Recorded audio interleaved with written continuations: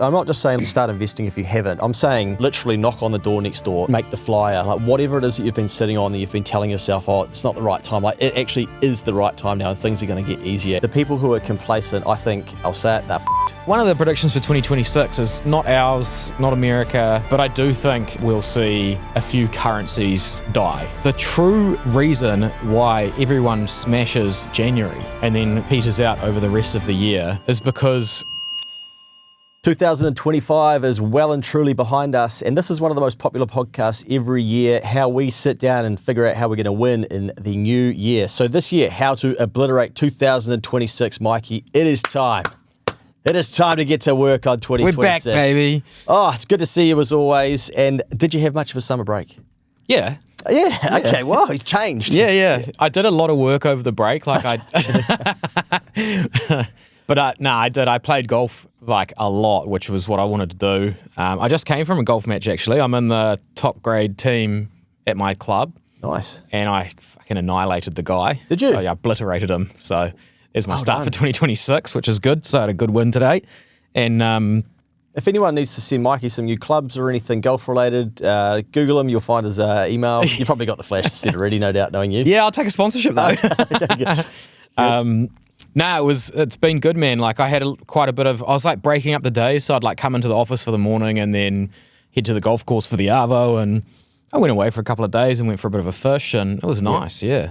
I think that 2026 is going to be very different to how 2025 and 2024 have been. Those 2 years for me felt very similar, very grindy.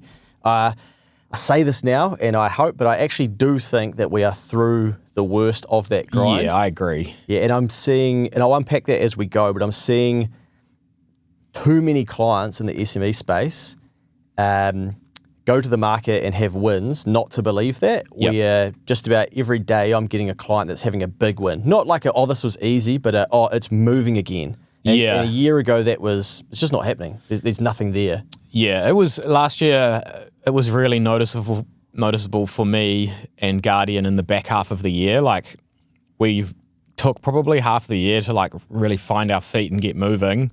And in the back half of the year, like I think we started the year with something like 15 advisors and writing a certain amount of loans and stuff like that. And by the end of the year, like as of today, I think we're in 35-ish. Yep. So like doubled in size. And yeah, the numbers and stuff were up nearly 200%.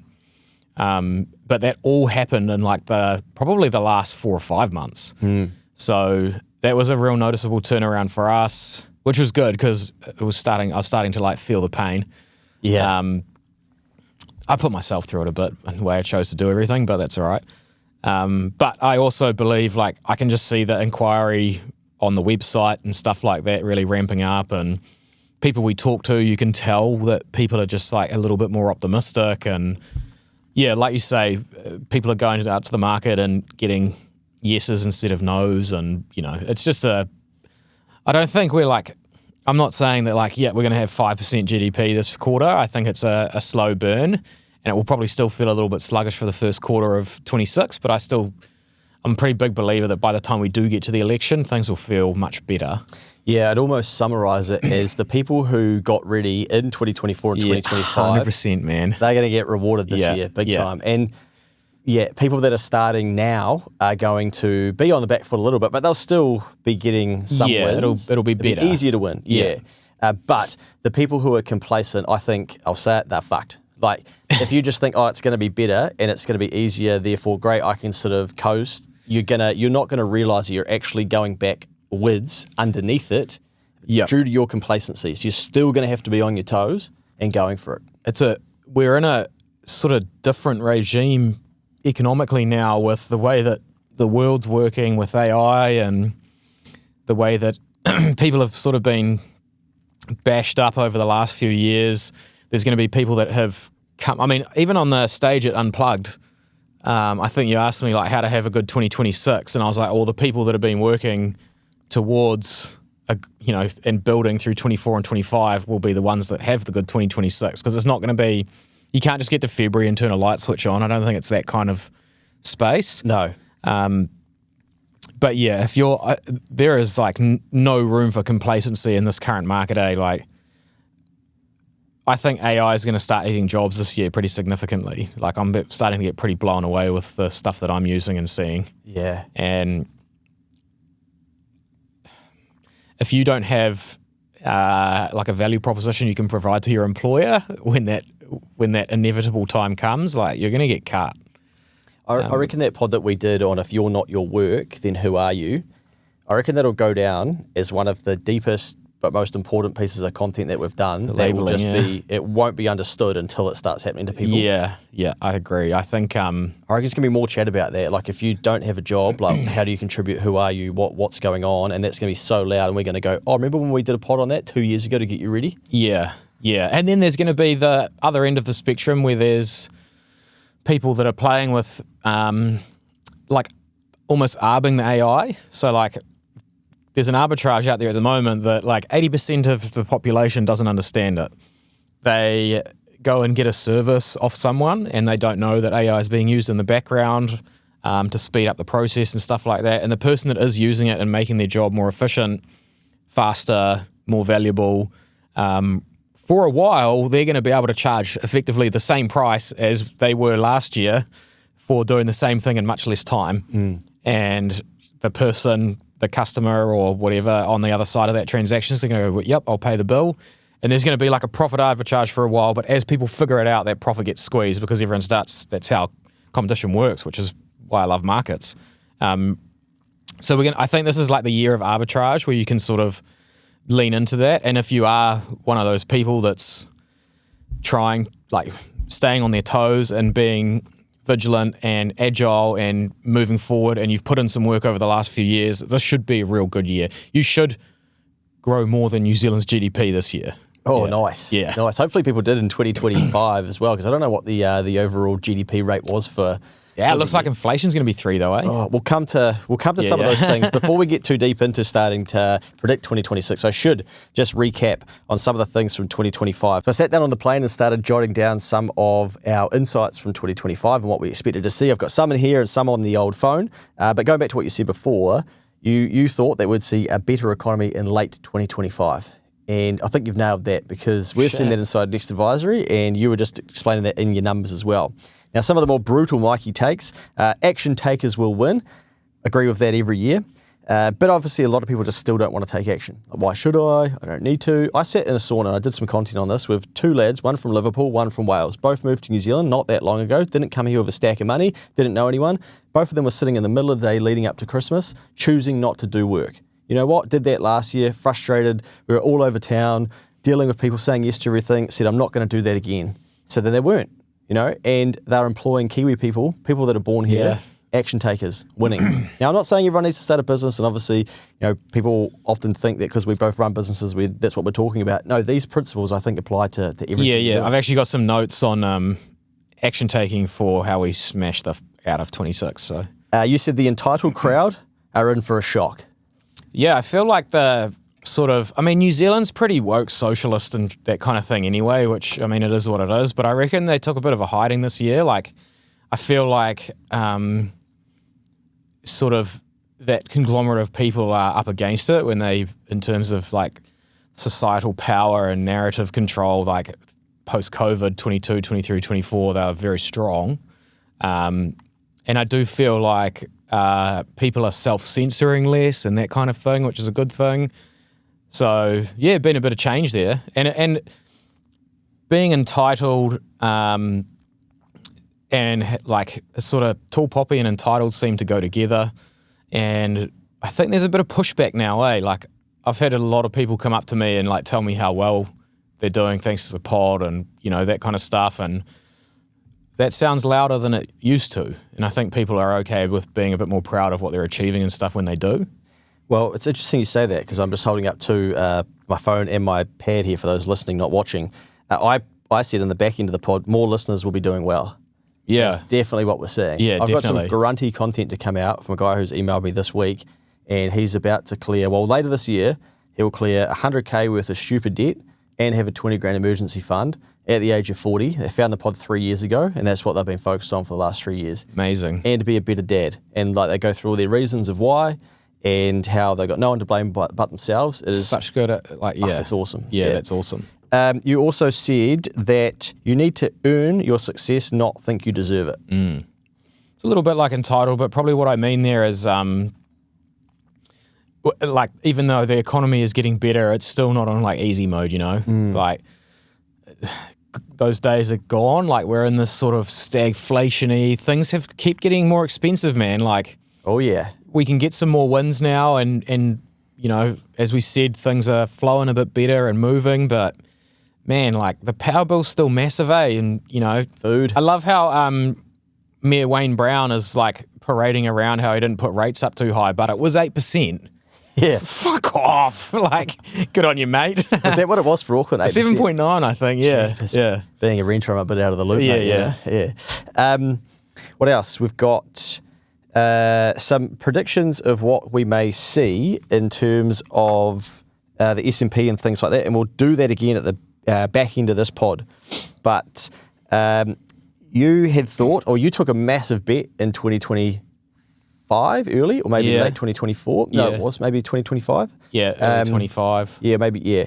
But anyway, we'll park that for now. But housing, you thought in New Zealand 1.5 to 3%. I think it came out about right. -1. 1.0. Yeah, but flat. Anyway, S&P 10 to 12%. I think it did about 15, 16. Yeah, that would have put it at about 6,700, 6,800, which is about that. NZX flat first half, up 6% second half. I don't know if that's the exact data or if that's what you called, but I'm pretty sure that's basically exactly what happened. Yeah, Remember we did that pod where we went through all the different businesses that are just cranking 20, 30%? All the NZX charts look like that at the end of the year. Eh? Yeah. I think that was just based on the same thing as, you know, freeing up credit, because the NZX is like kind of correlated with the OCR because it's so heavy property. Yeah. But yeah, I think I just based it on that, and then as soon as credit starts flowing, people buy up the companies and margins start to grow again. So Bitcoin 190K US. yeah, that was a flop, eh? I think it topped out at like 120 or something. Yeah. And then you said 80K in 2026. So maybe you... Yeah, we're already above that now, so... It got back down there, didn't it? I think. Yeah, it got down to 80 before the end of last year, I think. No Lambo, but prediction was maybe late 2025. I think you've got other priorities, and probably seeing Bitcoin at 80K probably didn't help. Yeah, no, that doesn't worry me, okay. but I just... it's time for Mikey to get a house, eh? Yeah. Yeah, so I we think just... you said that in the tweet. Yeah, I just missed one, man. It was pretty painful, but yeah, probably going to put some more... And like, there's other commitments, eh? Like, life comes at you fast, man. Yep. You know, like, I was down in Christchurch the other day, and we got 15 advisors down there now, and the office is a bit small, so I've got to start looking for new stuff, and you know, what's another 100K a year? You know, like, it just comes at you like that, and growth is real expensive to do something really well and effective over the long term, and you know, you've got to put in some commitment, and sometimes that means cutting your own income to make sure, like, for the betterment of the company, eh?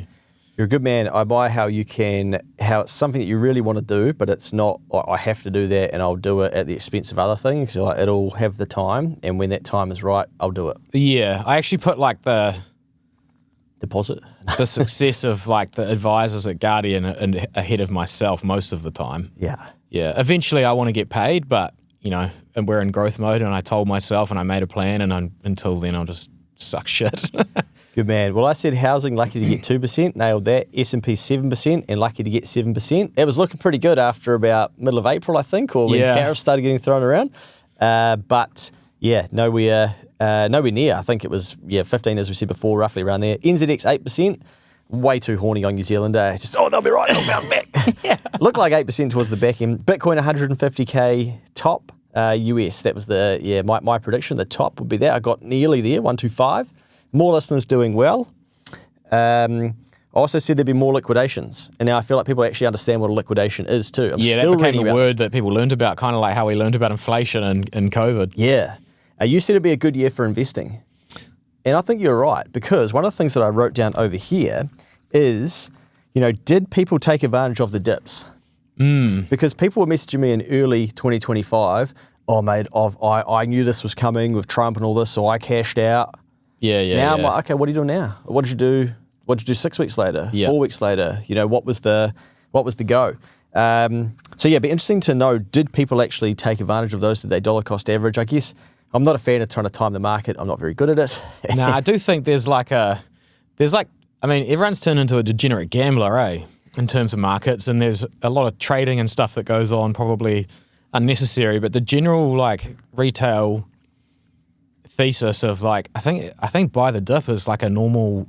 You know, we've just gone through this period since 2008, really, not even since COVID, where it's like, nah, the Fed will backstop it, send it. If we get a dip that's 20-30%, I'm all in. Remember, this is what I was saying in the 2025 pod. This is what I was worried about, is that markets don't normally go this well, this consistently, from what I've studied and what I grew up in learning about investing, where I think people are getting this false sense of, that just does, and we're so obsessed by this S&P stuff, where it's like if you ask someone, what happened to the European markets? And they're like, what do you mean? Or what happened to emerging, etc. The difference between like now and when we were growing up is that when we were growing up, the currencies weren't failing. Yeah. Like we're literally just like, we can't get out of dollars fast enough because we know next year they're worth less. And even people subconsciously do that. Like that's where this like buy the dip, you know, day trading, like degeneracy. Like, have you seen how big these companies like Polymarket and shit have got? Yeah. They're doing billions in volume, and they're like predicting whether the head or the CEO of Tesla or whoever it is will have a job at the end of the year and shit. And people are trading like $1 billion worth of money on it. Yeah, someone told me that you could bet on whether Jesus would come back on a specific day. Yeah. I don't know if it's true or not, but Yeah, it is. I've seen it. It's at 7%. It's like free money. You earn 7 cents, man. Yeah. So that kind of scares me a little bit, because we've almost needed like a good run of stock markets to teach more people about investing. Because as soon as things are volatile, right, they go, no, that's not for me. You know, like if you started skateboarding and you got injured, you know, every week as soon as you come back, you'd probably go, this isn't for me. But if you got injured like once every 12 months, you'd probably go, oh, sweet. So it's an analogy for property investors. They're pretty injured at the moment. We'll come to them. You know, but because it's been almost so easy, you know, people are saving in stocks and not really accepting, okay, there's a risk involved in doing that. And people are, I've noticed it already, mate, and I predicted this would happen.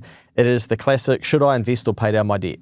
No one was asking that when interest rates were 8%. You know, people were just like, that's all noise. I just need to clear my debt down. Now it's, maybe I should be. But yeah, that's a rabbit hole I think people need to go down. My favourite chart in New Zealand at the moment is the term deposit chart. Yeah. Because it's just been like up and to the right through COVID, and it just looks like it's rolled over. Yeah. For like the first time since we had the spike in COVID when interest rates dropped. So it's like, I don't know, man, like when term deposits roll over, total term deposits, and money starts getting drawn out, that's like game on, I reckon, In New Zealand, it's like risk on. Like boomers are spending their money. Let's go fucking take it off them. Yo, what have I been saying for the last 3 years? Get ready. Yeah, and do it by servicing them and doing well for them and adding value to their life. Too many of us signed up to a KiwiSaver plan without much thought. And signing up is great, but if you've never got advice before, you could be missing out. Your KiwiSaver account could become one of your biggest assets over your lifetime. That's why getting expert advice early and ensuring you're in the right fund is so worthwhile. Generate have a team of KiwiSaver advisors available to help. Head to generatekiwisaver.co.nz/change to book a no obligation meeting. They can even come to you. A copy of the product disclosure statement is available at generatekiwisaver.co.nz. The issuer of the scheme is Generate Investment Management Limited, and of course, past performance does not guarantee future returns. I had as well, Trump is going to create so much media attention. Yeah, he's so good at that, eh? And that's just noise for a lot of people. It doesn't really impact you. And I've seen people making life choices based on a president from a country that they've got nothing to do with, and the president knows that they're alive, and that's literally how they're living their life. And I think, far out, like you've lost yourself down the rabbit hole. But that would be very common, I think, for a lot of people. But for a lot of us, it's just actually noise, and it's stuff we don't need to be getting deep into. I said there'd be blame, excuse, deny everywhere. I didn't actually see as much of that as I thought. I reckon that a little bit of that died out with the entitled crew getting shocked. Also just like relatively good people stopped complaining and went to Aussie. Yeah, true. We lost a lot of people last year, man. Yeah. The worst ever. In terms of Kiwi citizens leaving? Yeah, especially for younger people.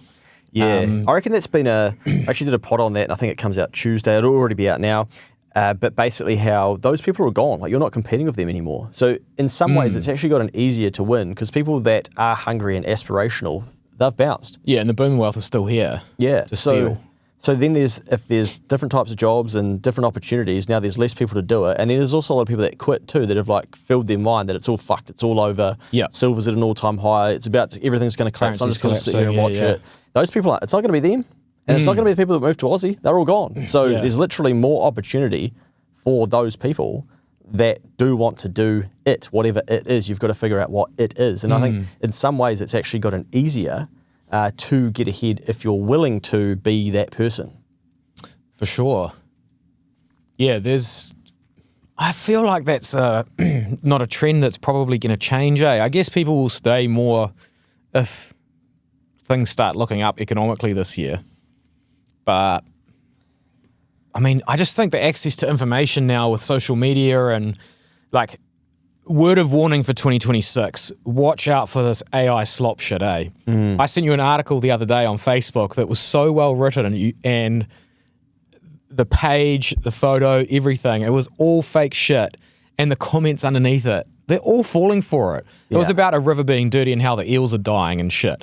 And how the government in the Hawke's Bay are working on it and the council and all of this. All fake shit, like propaganda shit to make you hate this government or the other government or whoever's looking after the river or whatever.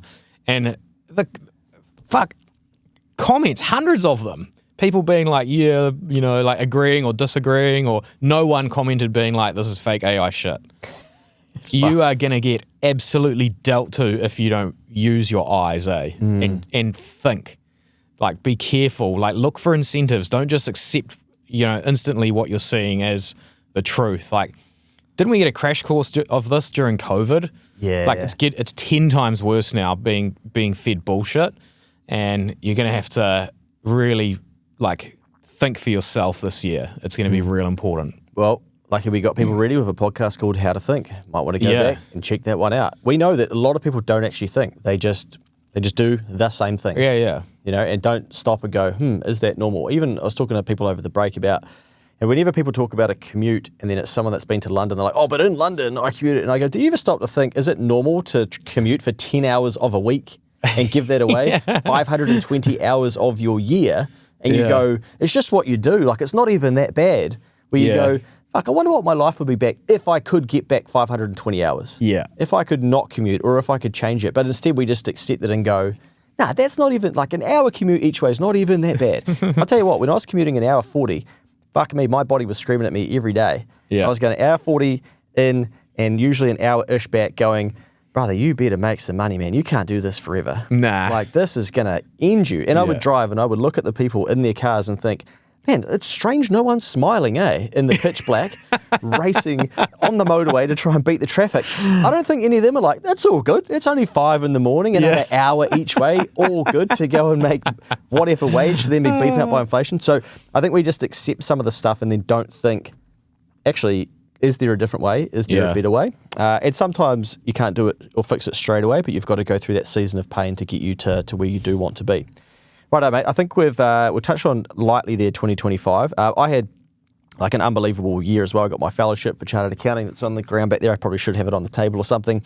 Nominated for New Zealand I was going to say year as well. Yeah, nominated for New Zealand. Thank you to the listeners, eh? Yeah. I got a couple of messages of people. Well, I did it. Yeah. And then a guy messaged me and sent me a photo of him doing it months ago and was like, oh, it turns out I can't have been the only one, eh? Yeah, nice. So, yeah, pretty cool. I wonder what it takes to win it. Can we rig it somehow? Who do we have to buy? We need to punt some AI slop out there that I'm doing better than what I am. Yeah. Right, let's get into, I mean, you had a phenomenal year if you... Probably this weird combo way. I reckon it was like the toughest year. You know, like a few years ago we did a pod and it's like humans always feel like they need to be growing. You know, if you go from a 200K to a 180K income, it feels worse than going from, 120 to 120. Yeah. You know, just because of that pullback, it makes you feel shit. And I planned it and purposely took the pullback and everything, but holy shit, it is a weird feeling, kind of not having everything you want, but like getting to a certain position and then just risking it all and making a plan, spending money, completely changing the way that I do my work. You know, like one of the girls at work took over, Ella down in Christchurch, took over my client base and stuff like that so I could focus on growing the business. And then we lost advisors at the start of the year, and I was like, fucking hell, this is going the wrong direction. And, you know, leases are coming up and they're increasing, and everything was like a battle. And then by the end of the year, I sort of started to see the light at the end of the tunnel, you know, like I still don't have anything to show for it in terms of like dollar signs, but I can like see that like finally like the foundation of what I've been trying to build.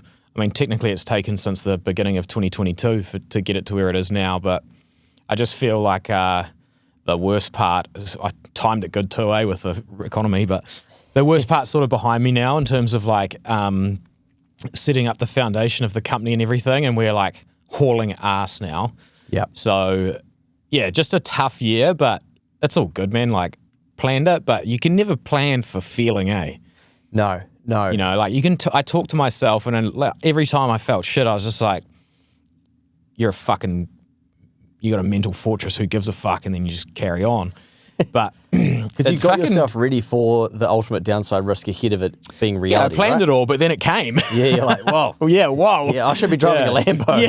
If I did this differently and stuck to that path, you would be driving the Lambo, right? Yeah, be like, yeah. But that was the easy path, and you wanted to pick the right path. Yeah. So, and there was a few hiccups along the way that we had, and yeah, it just is what it is. But it's nice to, I don't know why, but it feels a lot better now. And then going into 2026, I'm super excited in terms of me, my family, and my company and stuff like that. Yeah. Yeah. All right, well, let's get into 2026, and I've got some themes, and then I've got some sort of how to win, and some things to be mindful of as well. And I've actually got quite a lot here, so I might just rattle through some of the things that are sort of correlated, or things that I'm spotting that I think we'll see more of in 2026 as well. And that's that, like, doomers are doom looping. So basically, there's a lot of people that have convinced themselves after 2 years of a pandemic and 3 years of tough economic times that it's all over. It's all good, man. They all own gold. Yes, yeah. And they're all chatting to each other, and they're almost like laughing at how, you know, silver's at this high, gold's at this high, and I told you, and it's almost like they're just waiting for the whole thing to break, and they want that to be the case. And I kind of think, yeah, but won't we all still be here? So like, don't you then still need to do things? Yeah. But like a lot of people, what I'm going with that is that more people have quit than we realise, I think. Like a lot of people have given up over this last 5 years. It's been too hard. Pandemic, tough economic time, and they've just gone, well, I'm out of the race. Like I am gone. Like, man, it is wild to think that like, we got the flu 5-6 years ago now, eh? It's a long time ago. Think about how fast the next 5 years goes then too. True. Because like, we're about to go through the most wild 5 years maybe ever in human history. It's interesting because with AI, you've got some people saying that GDP could double, and you've got others that are saying unemployment could be 10-20%. And so I think it's so there's I mean, confusing. Should I get into this? Yeah. Oh, you want to do a thing on AI? No. Just in general about like, you know, 2026 and beyond. We've got like the AI thing, of course. There's robotics on the other edge of that, you know. There's a good chance that over the next couple of years, you'll probably be able to have a robot in your home that will like do chores for you and stuff like that. At the same time, you know, if we have unemployment caused by this, what happens mechanically, like with the economics of that? Like if you have high unemployment, what do governments do? They just pay welfare. Who's going to pay for that? Exactly. Like if there's less people working and paying tax, it comes from the money printer, and they'll have to structure some weird shit because the currencies are already fucked. Like one of my predictions for 2026, we're not doing those yet, eh? We'll wait. Listen to the end, guys. Yeah. No, you can get into it. One of the predictions for 2026 is not ours, not America, but I do think we'll see a few currencies die. What does that look like for a currency to die? Like, what do we need to look out for? It happened in Iran the other day. Basically, hyperinflation. You know, basically, it can happen in different ways. You know, in New Zealand, it might be the government might say if there's a big unemployment rate, that becomes a problem for mortgages. So the government might be like, well, we'll do this deal. You become our slave even more, and we'll pay a portion of your mortgage. You know, that's what starts it, and they'll try and control it. And we're basically we don't have a free market, but we're going to lose more free market stuff, and it's going to be very calculated. And you can see what America's doing with the Treasury and the Fed, and they're fighting, and the government's trying to take power over the Federal Reserve, which is meant to be independent, and there's all sorts of weird shit happening, which is like kind of exciting in a way to live through, because like it shouldn't kill us, but it's a weird, and if you throw like the AI thing on top of basically defaulting on debt and stuff like that, and putting more units in the system to cover the difference, it's man, there's some weird shit going on, and it's going to be, I just expect everything to get a lot more expensive, put it that way. Well, I think a lot of us aren't really ready for that, nor in New Zealand taking it seriously. Before we started recording, I said something I'm worried about for business owners, because the economy's been so tough, they've been focused on surviving, that a lot of them aren't actually thinking about implementing technology, growing, scaling AI, how they could use that, because they don't have the bandwidth to do it. And I think as a country, we may get a little bit left behind, and it might sneak up on us. But we do change quickly. Like we do, I think humans do adapt quickly. Like they did tell us all to stay home once, and we did that. So we adapted pretty quick. Mikey to that. didn't, bro. Nor some of the homeless that were laughing at me when I went for my daily walk with my mask on. Now we were on the piss sitting together. Shout out to them. Hopefully they're still doing okay. Yeah. It's going to be... It's very hard, like you say, to predict whether it's like 10% growth or like how do you... This is what I mean by a time that we've never experienced before, because there's all the other shit that comes with AI too. Like if you haven't been playing, I played a lot with AI over the break because I had some downtime a bit, and I was like, okay, I don't want to fall far behind on this. I've been staying in touch with like the basics, but over the break I like went a bit deeper and had a bit of a play, and it's kind of like mind-blowing what's coming and what's happening already. And it's impossible to predict. Like when the internet came out, I don't think, a banker with a paper ledger and a safe thought that mortgage brokers who work on their computers anywhere across the country meet with anyone else across the country and send them their loans.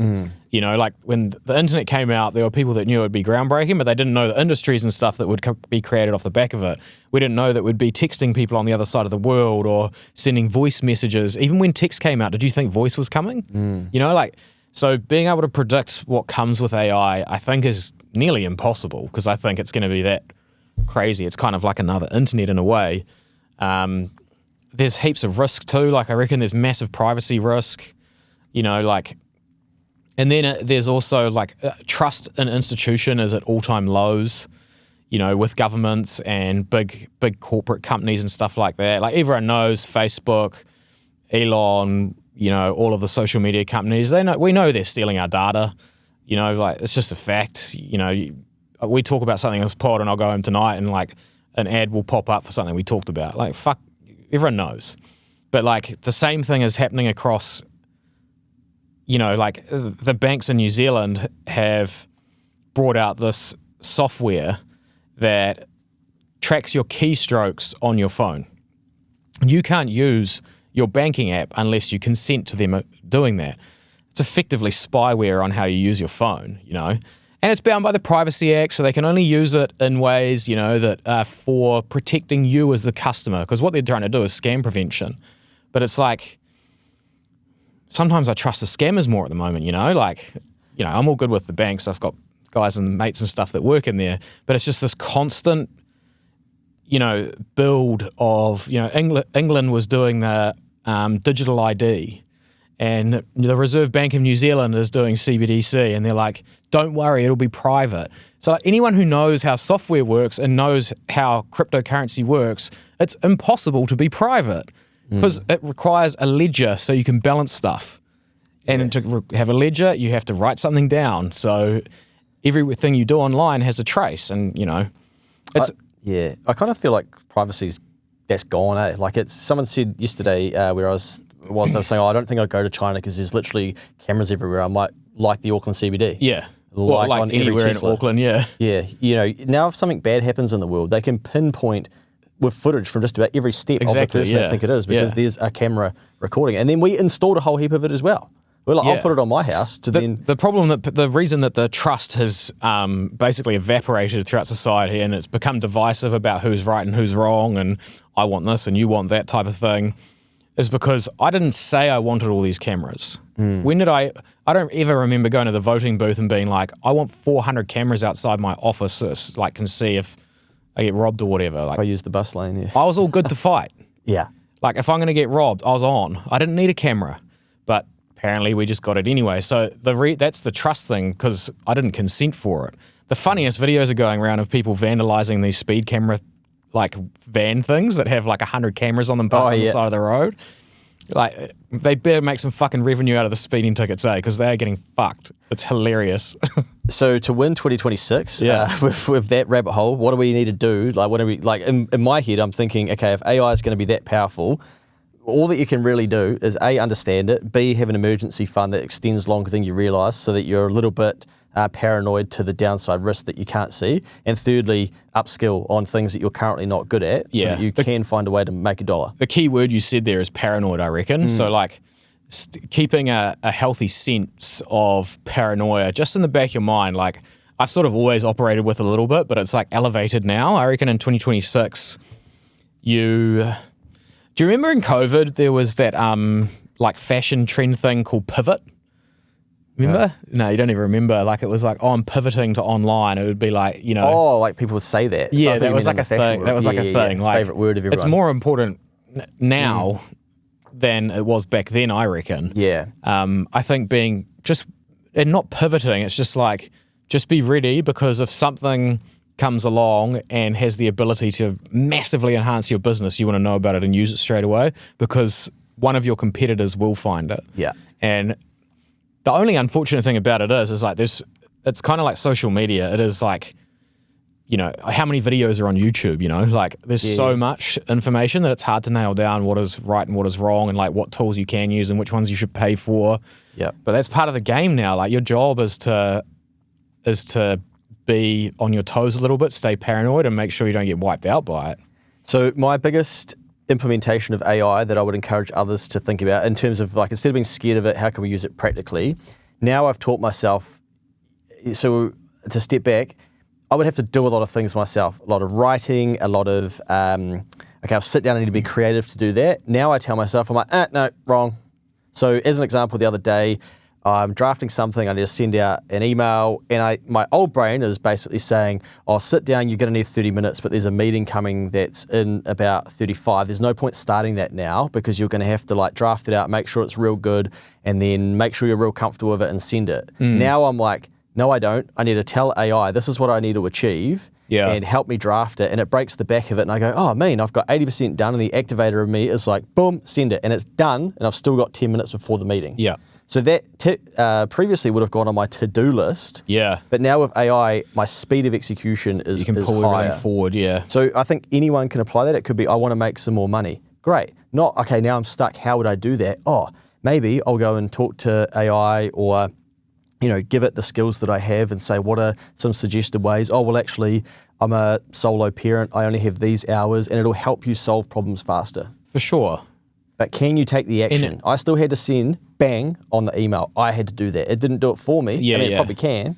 Yeah. Yeah, the agent stuff now that's out, it can. But it's also, I feel like the people who are, I feel like in a generation's time, it'll probably be different by then, but I feel like if you've been in a position where you've just wandered throughout life and through society and accepted what everything is and, like this is the way everything is, and then you go into AI, you'll fall into the trap of just being like asking AI for everything. Yeah. And I reckon it's real important to make sure that you are still the controller of what you're trying to achieve with it, even in my Gmail now, like every single email open, it comes up with a suggested reply. Every single time. Yeah. And I know by the emails that I get in return that a lot of people are using that. Yeah. And I reckon that'll come back to like the in real life thing. I reckon by the end of 2026, the in real life, like the unplugged event and stuff like that, or in real life meetings and stuff are going to end up having a premium on them, like because we're going to be able to use so much efficiency tools and fit more in. I can get so much done, but if you want an hour off me, that's going to cost more. Yep. And I think that's a bit of like another AI arbitrage that's going to be available to people. So, yeah, it's a funny one, eh? Again, it's hard to predict, but I just think we're just having these things elevate so much faster than we have in previous years. We'll try not to do an hour on AI, so we'll keep moving. But my final thing on it too would be exactly what you're saying. If you're good at something, you need to let people know that you're good at it, and you need to build experience before AI really does kick ass. Because an example of that, you could easily go into AI and say, hey, I'm thinking about starting a podcast. What do I need to think about? And it's going to give you that. Or you could ring Stephen from Between Two Beers, the best podcaster in the country, and say, can I give you $4,000 for 2 hours and you coach me? Might even be more coming up. It probably can be pushed even higher. If someone has money, I'd probably rather spend the 4Gs and do it really well from someone who is the dog at it than, okay, I'll get the generalized shit that everyone's going to do and copy to then have the same podcast. So you're going to get all of their lessons. So I think people are going to, with experience and results and validation on the board, those people are going to become even more valuable because people are going to go, oh, I don't want the basic stuff. I'm going to go, right, you've got experience. Show me behind the scenes of that. Sure, yeah. Yeah, and I think that comes back to like action taking as well, right? Yeah. And so this was my other thing for like how to obliterate 2026. And I feel like we say action taking all the time, right? So one of the things that I was thinking of over the break is like, why don't people take action? And we've brushed over it before. And it comes back to like, if you want to annihilate and obliterate 2026, and you know that action taking is crucial, and everyone does this with New Year's resolutions and goals, and the true reason why everyone smashes January and then peters out over the rest of the year is because you go and you have motivation, not discipline. So it starts good and you've motivated, but then it dies out and you just become the same person that you were, because you're not actually changing who you are. Like action taking, it's a mindset thing, and then you actually have to change who you are and become the person in advance of actually reaching the target. I read this great article the other day, and it was like, do you think the bodybuilder needs to try and be disciplined to eat the right food at the start, but they love doing it? That's why they keep going. Do you think the CEO needs to, set an alarm clock every day and then get to work and, what's the Vodafone? Jason Paris. Do you reckon he hates going to work every day? Yeah. Nah. Yeah. Like these people, they created the person prior to becoming it, and then once they become it, they look back at their old habits and are disgusted in them. Because they've changed who they were, they moved through it, and it doesn't happen overnight. Like you've got to take little wins as they come and then change into that new person, and then the achievement starts coming later on. But you'll look back at your older self and go, fucking hell. We all know this because we look back at some of the shit we did as teenagers and we're like, Jesus Christ. Don't do that anymore. Yeah. Yeah. And it's the same thing, but it's something that you have to do to actually... To become who you want, you've got to be who you want. And it's action taking is not a one-off, eh? It's a lifestyle and a choice. Yep. Yeah, and I think the way I'd written that down is it's time to take some risk. Like when we talk about action taking, often it's risk. And so on that example, I think why a lot of people stay in a job they don't like is because it's too risky for them to change. Whereas if you sat down with your mate and you said, hey mate, I really don't like my job. My boss is an asshole. To be honest, I'm having panic attacks and stuff. You'd be like, bro, how much longer are you going to do that for? Yeah. But instead we defend it. Yeah. I've got a mortgage. I want to have a child. We have had a kid recently. You don't understand. It's irresponsible to change. Bro, you're going to fucking die if you carry on doing this. Yeah. We've got to change that. Yeah. But we can't see how bad it is what we're accepting. And I think we're back into a stage where it was sort of, you could find enough people to get around you to say, it's not the right time in 2023, 2024, 2025 to be taking risk. Spoke to someone yesterday. They were saying that their interest rate went from 5s to 8.25%. And they were saying, holy shit. Yeah, that hurts. Yeah. And now they're saying we're keeping our repayments the same. So they learned to be the people that could pay it at that. Because they're basically saying, well, we don't want to take the risk, that we get back up here. So we're going to clear some of this debt faster. Nice. And I think there's a whole heap of people that have given themselves permission not to take any risk, whether it's leaving a job they don't like, or knocking on the neighbour's door to help them, or doing a role that they know that they could actually do, whatever it is, because it's just too risky. But now, like you said, when money comes out of term deposits, it's the same thing on the economic side. It's like, okay, now we're risk on again. Yeah. And everyone's going, where's the money going to go? Are the boomers going to buy property, or are they going to dump it into stocks? And I think all that is, switch has been flicked because interest rates come down, we're risk on. So we are risk on. And I think more people non-financially need to go, you know what, I need to start taking a bit more risk in my life to get a higher, upside return. And normally that then risk taking leads to action taking and doing things that you haven't been willing to do, or stopping doing some of the things. Yeah, for sure. Yeah, and I think one of the exercises that I'd give people to do, and I did this myself over the break, and it's so simple, is basically just write down on a page more of and then less of. And then just write down 2 or 3 things that you want to do more of in 2026 and then less of in 2026. Yeah. And your less ofs are probably things that helped fuck up your 2025. Yeah. And deep down you shouldn't have been doing as much of them. So it's basically, okay, I need to do a little bit less of that. And then how am I going to do less of some of those things? And then the more ofs are probably things that you should have been doing in 2025, but you didn't do. So if we can do a little bit more of those things and a little bit less of the things that were weighing us down, without even figuring out what a good 2026 is going to be, we're probably then just going to look back at the end of 2026 and say, I actually had quite a good year. It was better, because you're already consciously doing more of the things you should be and less of that you shouldn't. And then secondly is write down what would a great 2026 be, as we spoke about it, keep the change unplugged, and figure out, okay, what actually is a good year? Because when you go to Christmas next year, and Uncle Remus is asking you, like, did you have a good year? Like, most people are basically like, oh, yeah, been pretty good. And if you said to them, oh, great, what made it good? They'd be like, and they'd actually have to start thinking about it. So fucking don't wait till the end of 2026 to think about it. Yeah. Think about it now and go, right, I'm going to show up to Remus and rallies and tell them, like, I absolutely annihilated 2026. And here's what made it a great year. And it's probably like 5% of people that are actually deliberate about how they're going to have a good year and what the definition would be. Yeah, being deliberate is it is, man, because I think that's what I was talking about before. Well, the opposite of being deliberate is just like coasting and accepting everything. And the winners of 2026 are going to be the free thinking, independent thinking, critical thinking people that are deliberate in their movements, deliberate in their action taking, deliberate in what they're chasing down.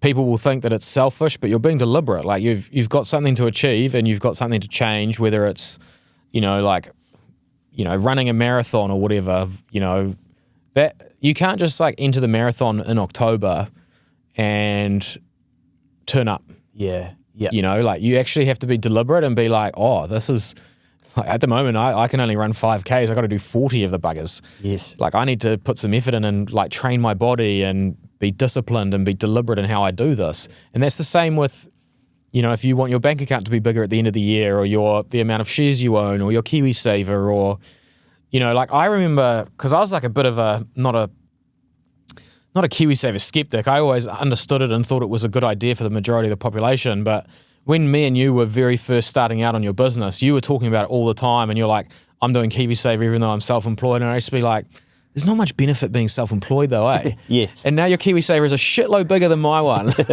Yeah. And like, that is like deliberate with a target in mind, long-term, and you like literally have not wavered from that. Yeah, and part of it is because I knew I couldn't trust myself back then to manage it myself, right? So I would then go, well, I need to become somebody I'm not. Therefore, I'll put this money in where, these guys are giving me an ability not to touch it till I'm 65. This seems like a fucking really smart thing for me to do.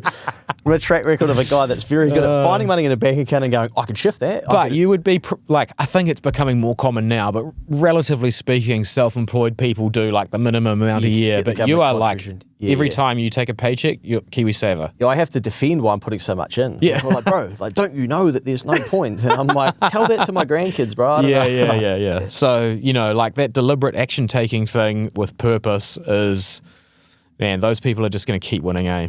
Most Kiwi don't have a financial plan. They have a she'll be right, mate attitude.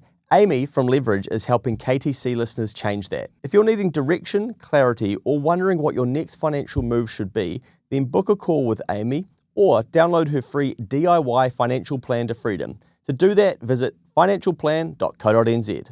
And on the risk-taking piece, something that I was thinking a lot about over the break is just, obviously with how just broken things are financially, but I'll do a pod on this at some stage to go deeper. Maybe we could do it together. But if you're earning $35 an hour roughly, you're pulling in around 73 grand a year. Now, obviously you could do more than, the 2,040, 40 hours or 50 weeks, whatever, right?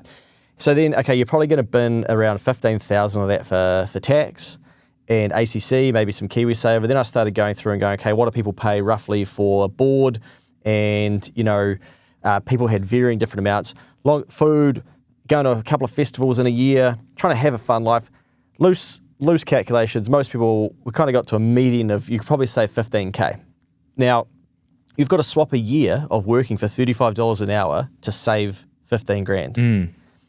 Now, I did a lot of these calculations and things like this back in the day when I would see content on YouTube. I used to fucking pages and... Rich people buy assets. So I'm what does that mean? Yeah. Now, I'm like, I'm really glad that I kind of leant into that and tried to understand what it was about. Because what I think we have a coming reckoning or frustration for some of these people, and I think it's already here, that, if you've worked a year, right? This is a better way to do it. I was going to go, I'll do it two ways. So you've worked a year and you're busting your ass at $35 now, you've got 15 grand, bang, set aside. But Luke, he puts 100K in the S&P 500 on 1st of January, doesn't touch it 31st of December, and he's got 115K. Yeah. And didn't have to do anything for it. Yeah. I'd probably low-key be a little bit fucked off at Luke as well. Because I'm going to wealth tax you for that. Yeah. Yeah. Now, Luke actually did put 150K into a fund, right? Yeah. That gets taxed at 28%. Now, Luke's 150 is worth 165. So Luke took some risk, but had to stack all of that. Remember, Luke had credit card debt and was broke. He couldn't be taking any risk. So I stacked my cash and I put it into that. I take the risk and I then pay another 28% tax on this. Bang, the governmento get that. That helps fund someone's superannuation. And I've got 165K. So I didn't have to do a year's work at $35 to have that. Now then if we go, Sally loves the term deposits, and they put 500 grand in the term deposit at 6%. Now, let's say that they pay 33% tax. Well, they earn 30 grand of interest at 6%, and you could get a TD rate of 6% in 2025. Well, they've got 20K for doing nothing but giving the bank their 500K. Yeah. So why I think we need a little bit of content on this is that Charlie Munger taught us this many years ago. Yeah. The sooner you get your 100K stacked aside, this is why. 100%. Because the whole system and the treadmill that we've talked about previously is it just keeps spinning. Yeah. And hopefully sometimes it slows down. But if you don't protect your income and then turn that into assets, you're constantly going to be on the back foot to those who have the education around assets and trying to beat it that way. Yeah. And it's gonna be choppy, but over the next 5 to 10 years, we're in this weird space where I feel like it's probably going to accelerate in terms of dollar devaluation. And if you don't own anything, you're going to get wiped out. Basically, I think the problem is that owning the wrong thing is not a good idea either. But yes, at the moment you can pretty much feels like you can throw it anywhere and it works, which is probably why you're a bit nervy on the markets. But well, Pokemon and Lego. Some people are messaging saying, that's ridiculous. Look at these idiots paying this for that plastic. Others are like, it's dead set investment. Oh, hold on to it 100%. For 5 years. Oh, just don't open it. Oh, you could scalp it. Oh, go to EB Games, buy the games, and then sell them for more the next day once it's closed down and stuff. So people are looking for these ways to make a dollar. Yeah. We're in the time where you want to arbitrage anything you can, really, like that kind of stuff, scalping the difference of. It's no different to, kids buying chocolate bars at the dairy and then selling them to their mates at school or people buying them from the supermarket and selling them at the dairy. Yeah. It's convenient. But we're in a wild time where adults are forced to do that, to try and charge ahead. But I do feel it's important to keep your time preference longer than a few days. Yes, there's a difference between risk taking and investing and like Gambling. Yeah, speculative. You know, and we love to back up a speculative move that you take with, you know, like a Pokemon card trade or whatever. You know, there are professionals that do this. Like guys that make millions of dollars scalping Pokemon cards, opening, you know, unopened packs from back in the day that they paid hundreds of dollars for, and then it might have nothing inside. And you think, but then the next one they get like a fucking, I don't know what it's called, and they make heaps of money, and you think that you can go and do this, but yeah, you're not a professional. Like, do something, either create a new skill and work on a new skill, or use the skills that you've got.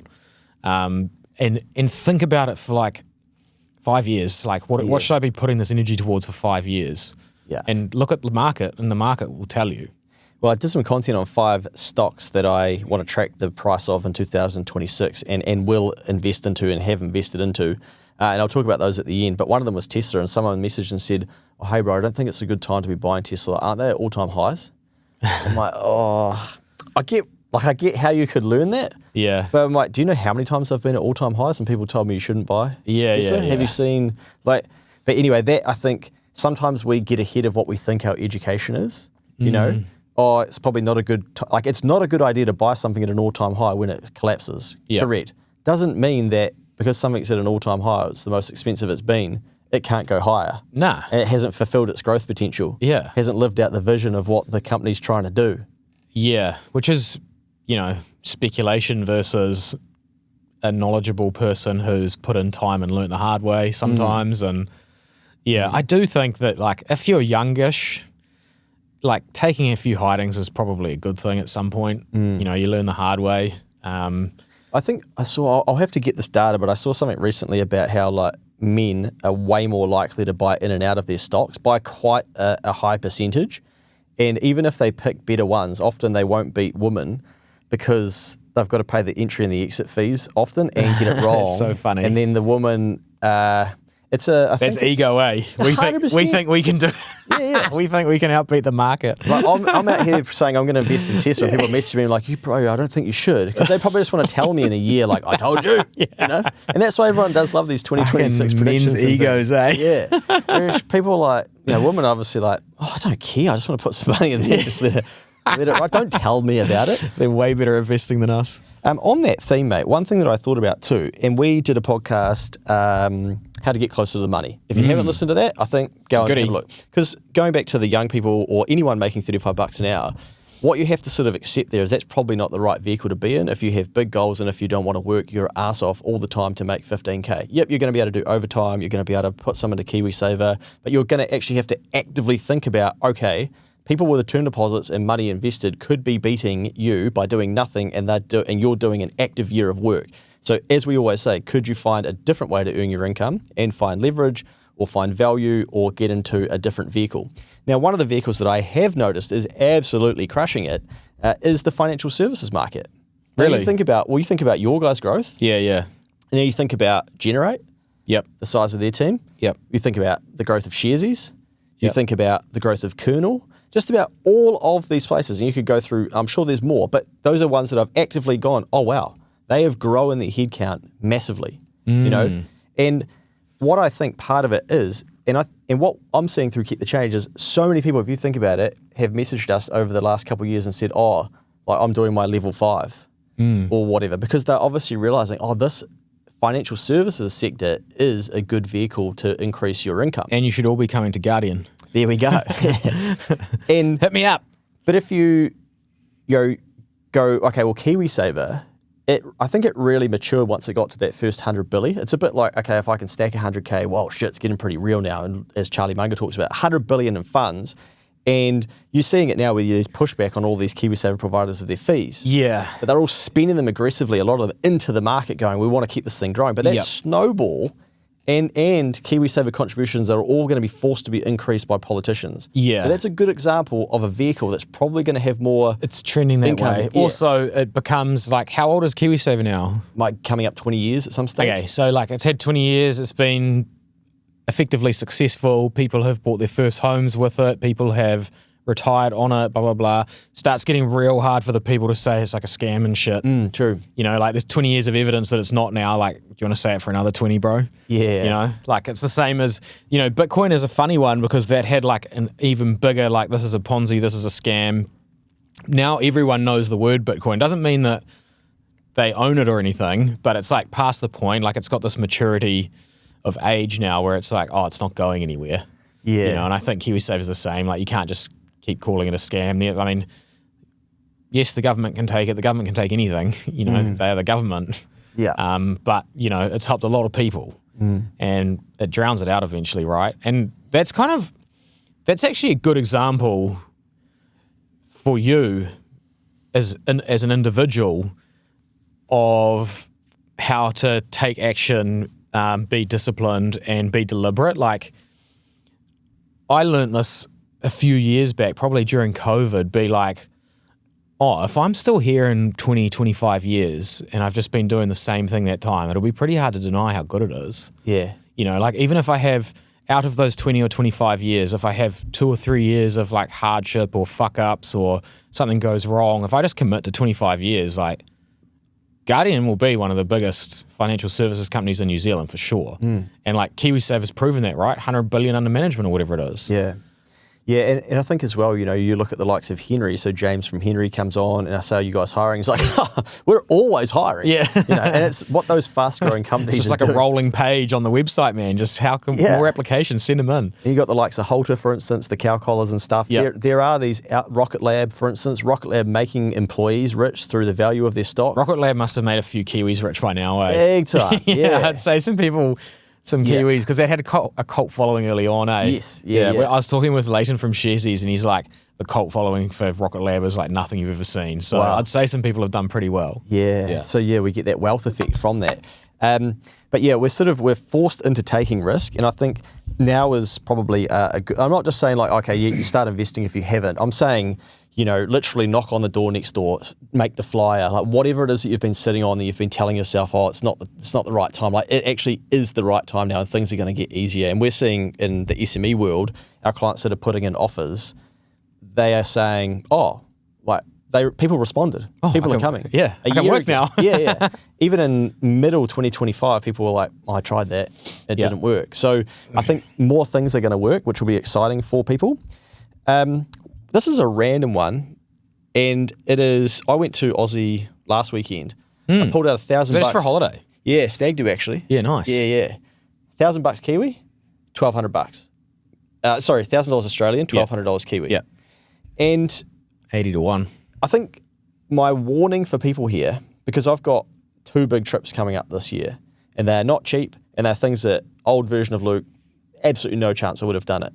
Or I would have gone, I can probably pay for some of it, I'll put some of it on finance and I'll pay for it on the way back in the following months. But I can actually afford to do it.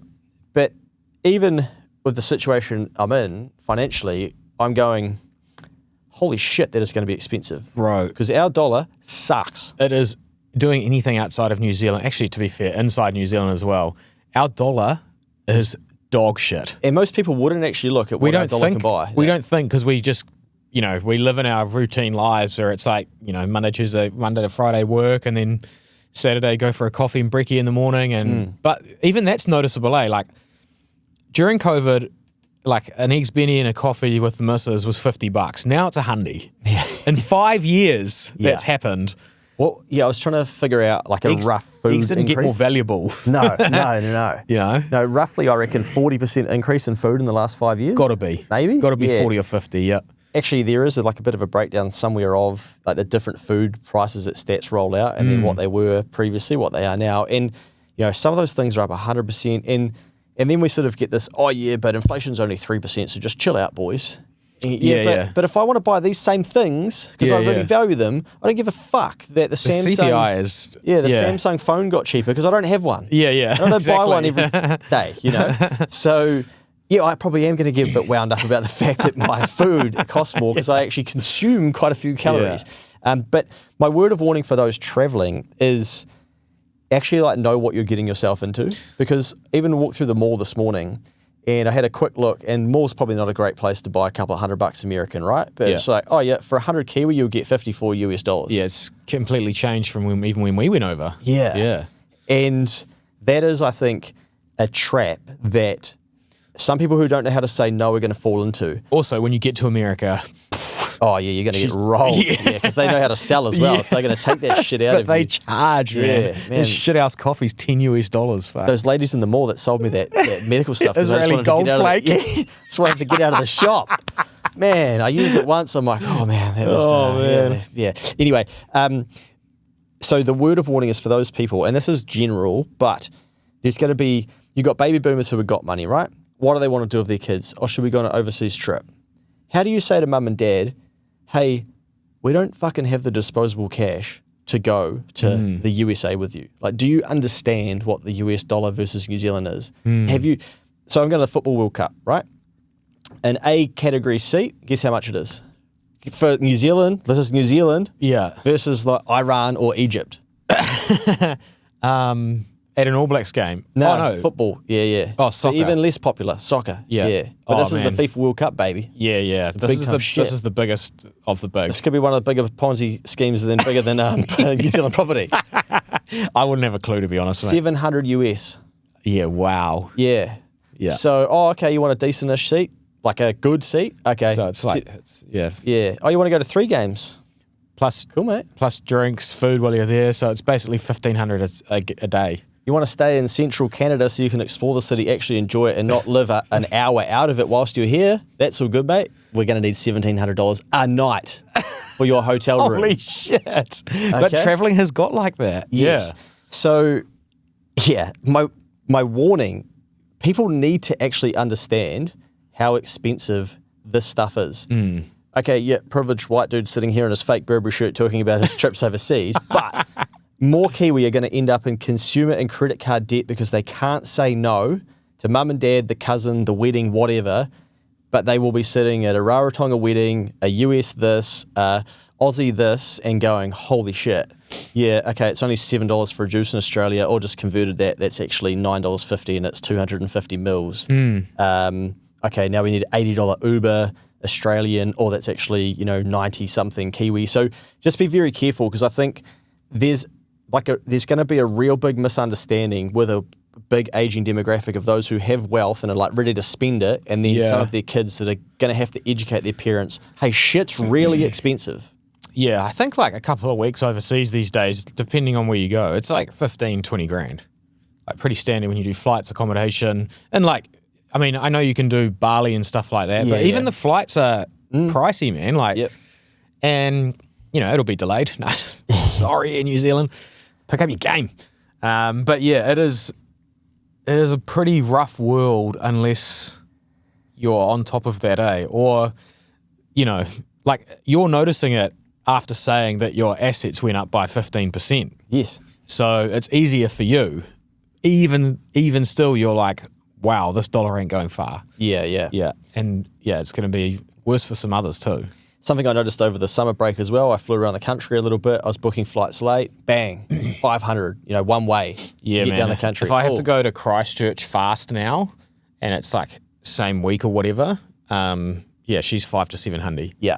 Like they sting you on those last minute ones, eh? So I think again, like people need to be mindful if you have a family emergency or something like that, you're going to get a real fright, man, when you go to book those last minute flights. So just I think there's been no education over the last 5 years of just how far your dollar now doesn't go, and therefore probably re-explore what needs to be set aside in an emergency fund. You're not getting a $300 flight on the day of where mum gets sick or dad has an issue or your daughter's this has happened or whatever. Like those days are gone. Yeah. It's that's a shame, but it's $700. Yeah.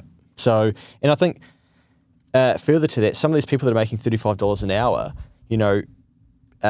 this sounds really bad, but like you're not in a season where you can fly anymore. You have to trade your time and drive to things, or carpool, or find ways to get to places cheaper, because a lot of flights in New Zealand are just going to be too expensive. There was a fantastic article that I read probably at the end of December, maybe early January, that popped up and it went viral on Twitter, like proper viral, millions and millions of views.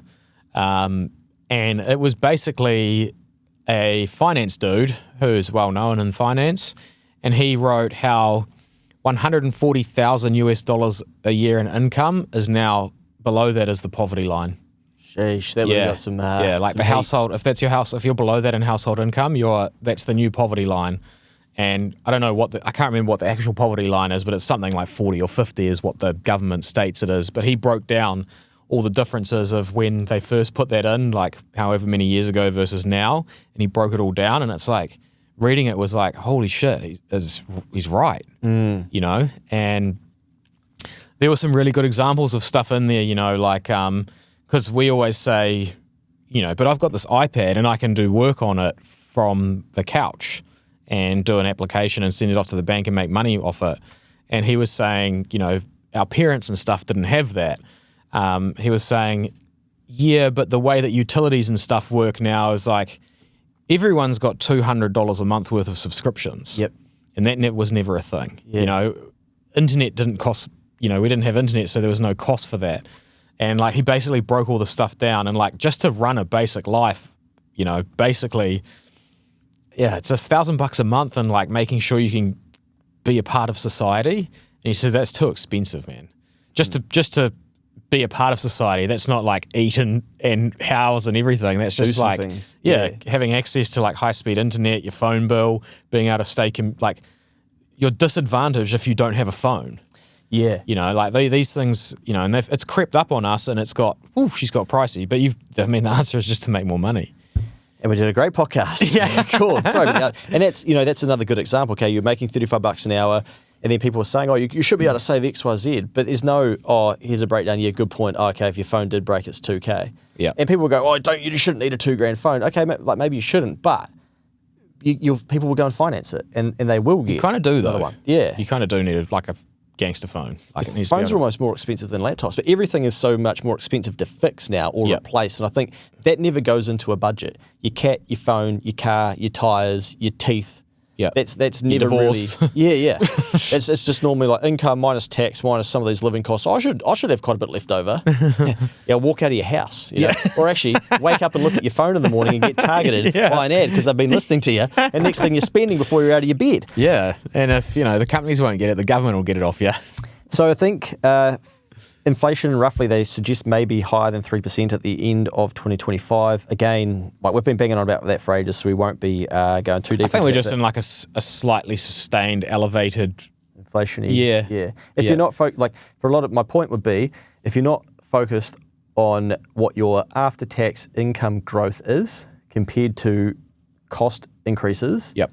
For a lot of Kiwi people, their wages won't be keeping up with inflation, so it's going to feel harder, and you will get smacked in the face when you go to get your teeth fixed or your car or whatever, and you just have to be careful of that, because if you're not putting money aside and being prepared for the emergency, the default will be, okay, well this sucks. Oh, at least they have finance. Just about any major retail store that you walk past now is now normalised to have a sticker in the fucking window saying you can't afford to shop here, but we got your back.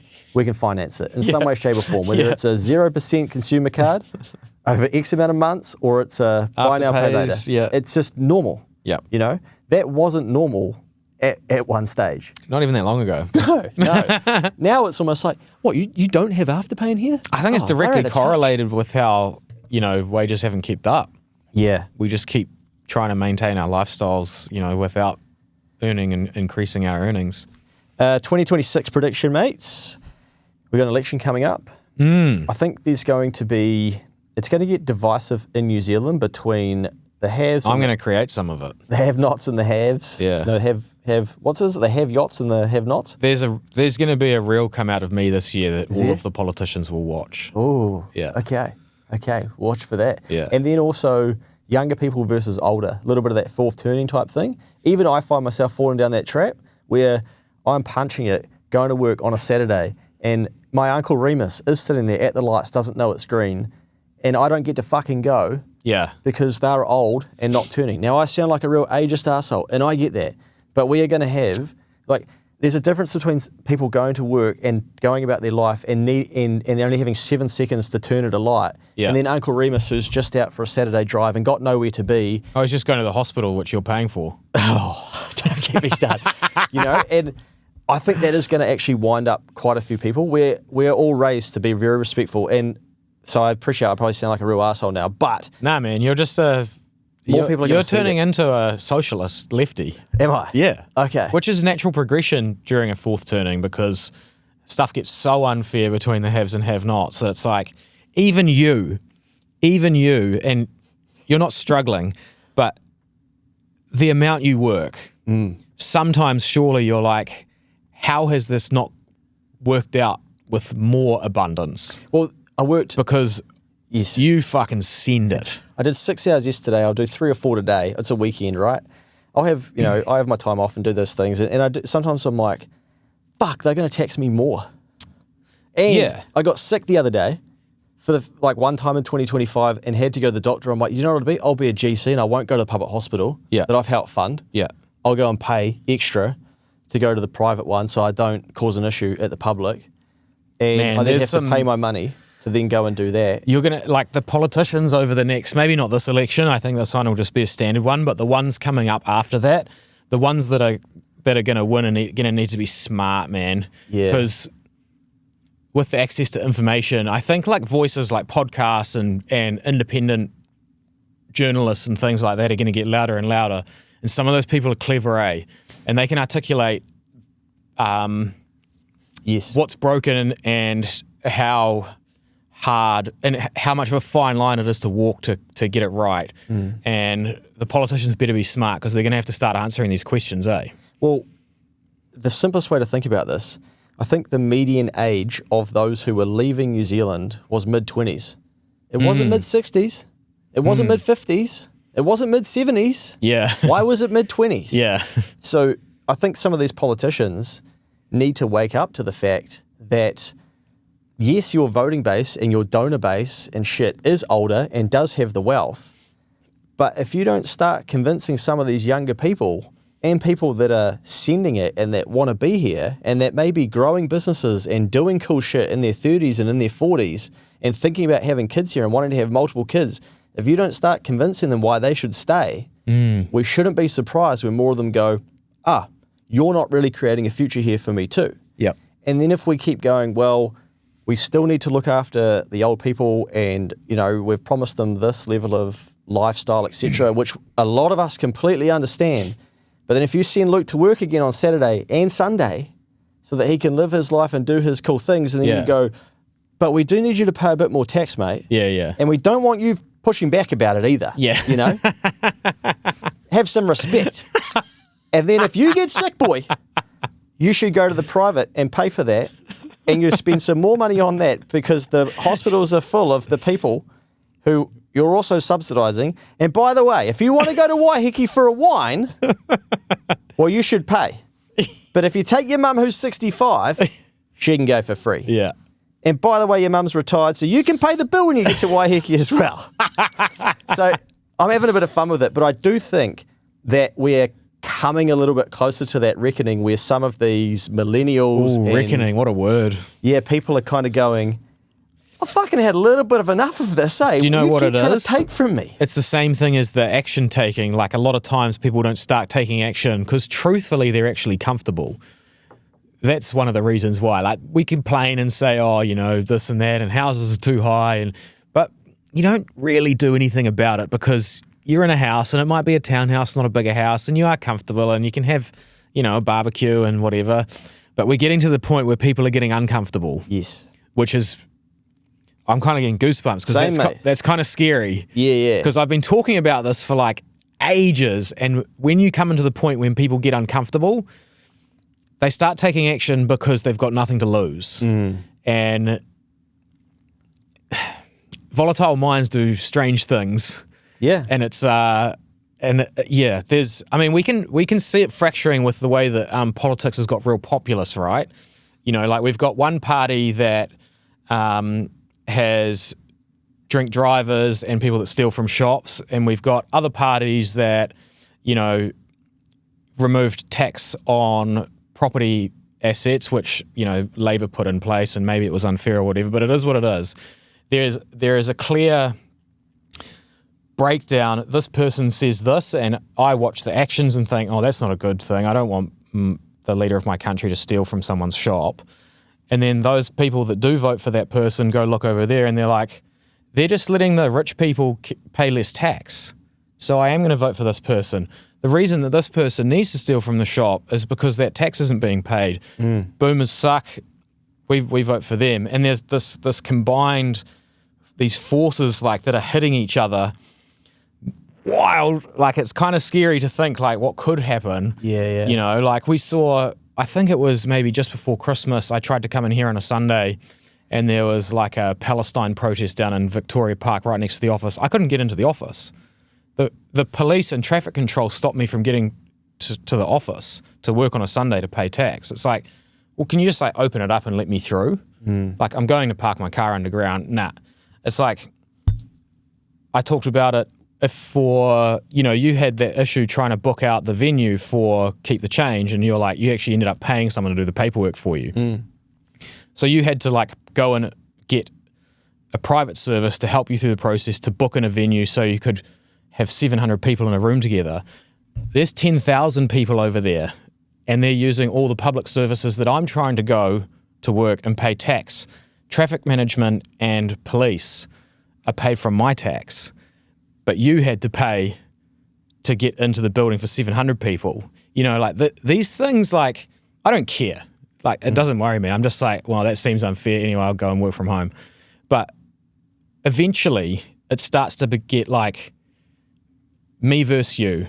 This side versus that side. We can already see it. That's that divisive thing. But it is like a little bit nerve-wracking for me, eh? Yeah, for sure. Because I reckon New Zealand's so sick. It's epic, eh? Like, it's the best country to live in, I think. I'm lucky enough that I've travelled a lot. And every time I come home and I'm flying in over the place and I see it's all green and hilly, I'm like, heaps of ocean. I'm like, this place, I get like a warm heart when I land back in Auckland. And yeah, I hope we can work it out. I mean, Ray Dalio's been speaking about the divide and how it's got to be carefully managed for years, right? But yeah. Anyway, sorry, rant over. No. And because I think one of the things that's changed is that people had more children many years ago, right? So then you would pitch your mask or something, put your mask to New Zealand, and it's like, well, this is where my family is, this is where our life is, this is great. Yep. But now people are having children later, and they're or not at all. Yes, and then they've got access to what's happening in the world, and they're going, oh, well, I do have options. For a lot of people, they don't have or they didn't have options. Okay, you've had a number of children, you've got yourself a mortgage. This is you. This is probably what your life looks like. And then you raise those kids and you start thinking about what school, and we just repeat the cycle. Whereas a lot of people now that are going, no, I actually don't need to live here. And we saw this in 2025 where people bounce. And I just think, you know, if we have another year where our young are saying, this ain't my country, you know, someone at some stage has to go, hey, we need to address this. Like, this is not like, let's just talk about some shit around the edges and maybe a CGT and some free doctor visits. Great, cool. I don't think that's going to be enough for John, who emailed me during the week saying, I'm 26, I've got 100K stacked. Why the fuck do I live here anymore? Yeah. You know, he's going to go, I'm still going. It's a real funny one because, like, these little stuff, this little thing like CGT here or, like you say, free doctor's visits, these aren't needle movers. No. No one gives a fuck. You know, I can't remember the last time I went to the doctor. It doesn't need to be fucking free for me. Yeah. Like, when did I go to a GP? I got like a hay fever shot stuck in my ass like 5 years ago. It was quite good, actually. No, hay fever for a full season. But like, those aren't needle movers. Like, we have a broken currency, and we have these layers of management and red tape piled on top of it, which makes it very hard to like start something and get it going and build it and succeed. You know, I was thinking even about, like, you know, Alex Hormozy and how clever he is. You can tell he's clever and he's intelligent. How is he not a billionaire? Yeah. Because the money's fucked. Like, he hasn't had like one of those, you know, angel investments take off. He might do with school though, and Sam Ovens. Yes. That's cranky. Kiwi. Yeah. Good old Kiwi lad. But like, someone that works that hard like yourself and has made lots of money, but it seems weird not to be a billionaire. And it's hard because one of the reasons he's not a billionaire is because he does lots of service and goods-based businesses Very hard to do. Like the Nikes and stuff own that space now. True. Yeah. You know, yeah. and it's very hard to compete and be like, I'm going to start the next Adidas. Like that's gone. Especially when you start earning good money in New Zealand, and once you go past 180k, well, you're binning 40% of it straight to tax, right? So you're keeping 60. But of course you're going to increase your level of lifestyle. Yeah. With that sort of pre-180k income, then you're going to work and then you're keeping 60. And then, I think about how hard I've worked and then what I've been able to stack and then go, oh shit, and that house over there, just because it's on a lake, is worth 10 times more than my net worth. Yeah, and you're like, Buzzy. How does that happen? That must have a repair bill every year of at least 100k. Yeah. And someone can afford to fix that. And you think, man, Anyway, mate, there's probably another tangent down there. Well, election predictions then, eh? Well, we'll get it. Oh, yeah. Yeah, let's do it. Can I do a couple of predictions on the election? Of course you can. I reckon we will see all parties, especially the further out ones. So the further out ones, I mean Seymour and ACT, and then Greens on that side. I think we'll see lots of them on podcasts and social media. I think they're going to really go for that narrative. I think New Zealand, we'll see. Luxon will turn up on a podcast, but he'll be very picky.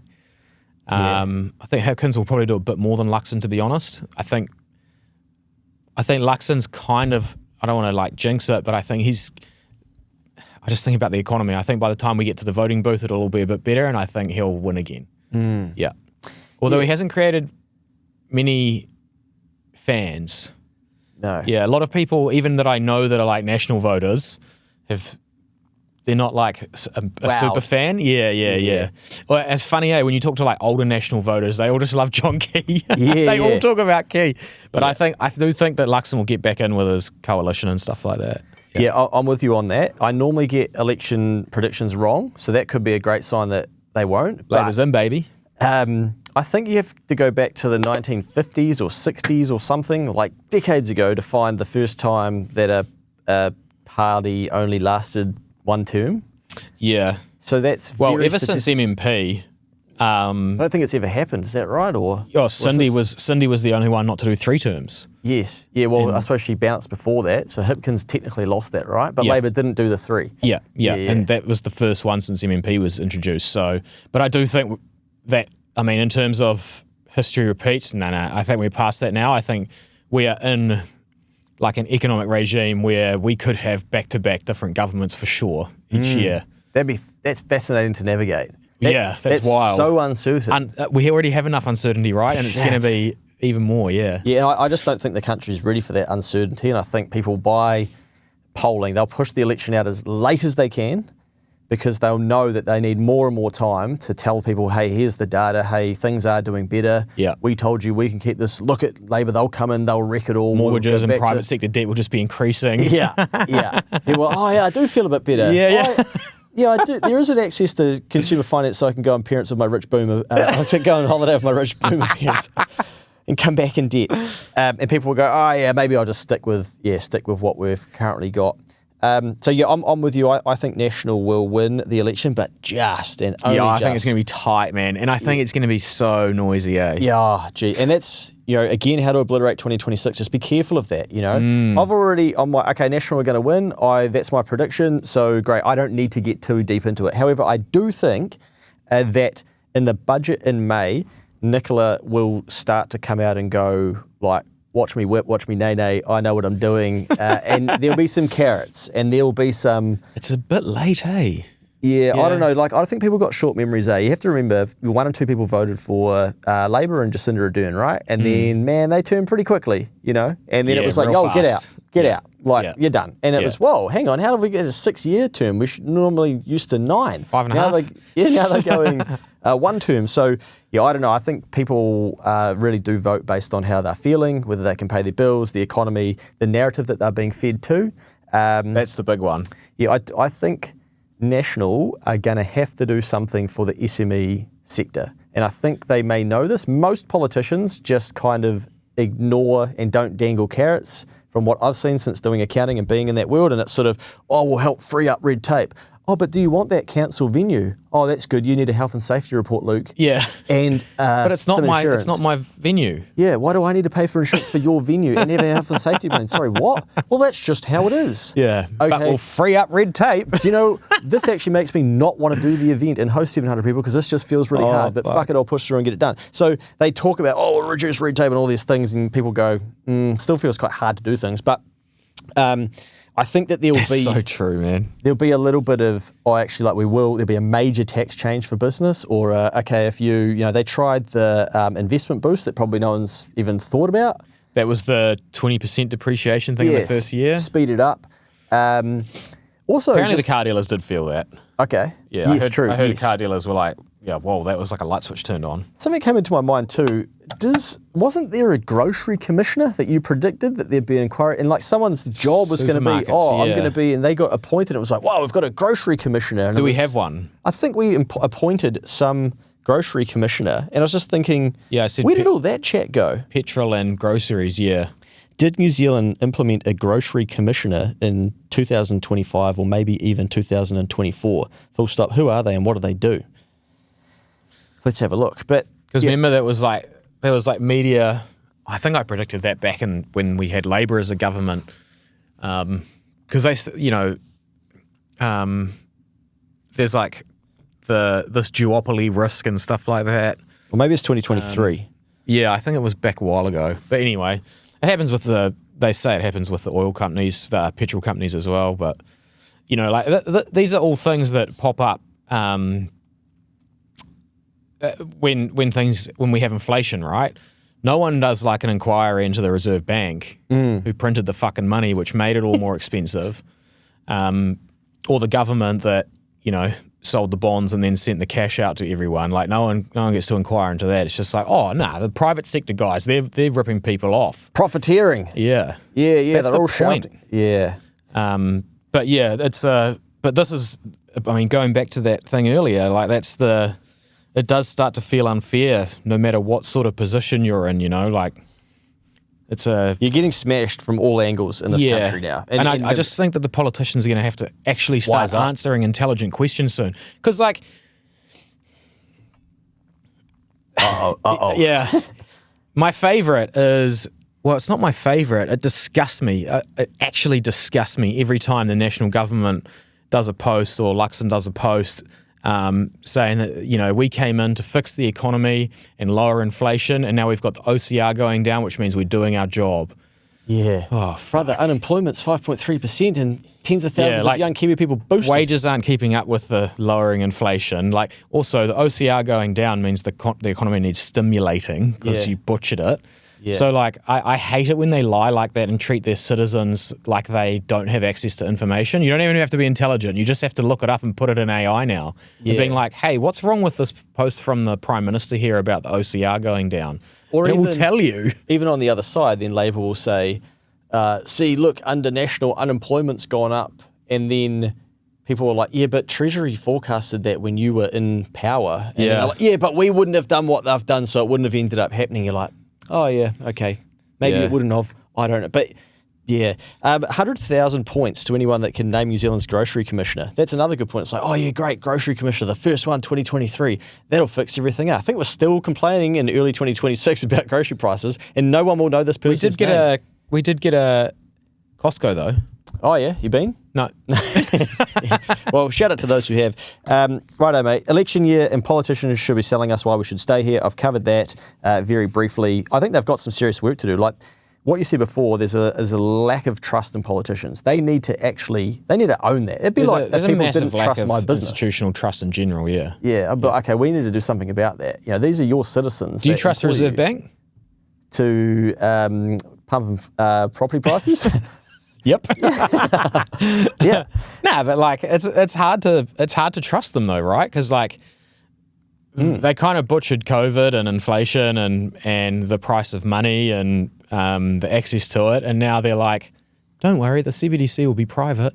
Yeah, we'll get things. Does anyone believe that? No. Yeah.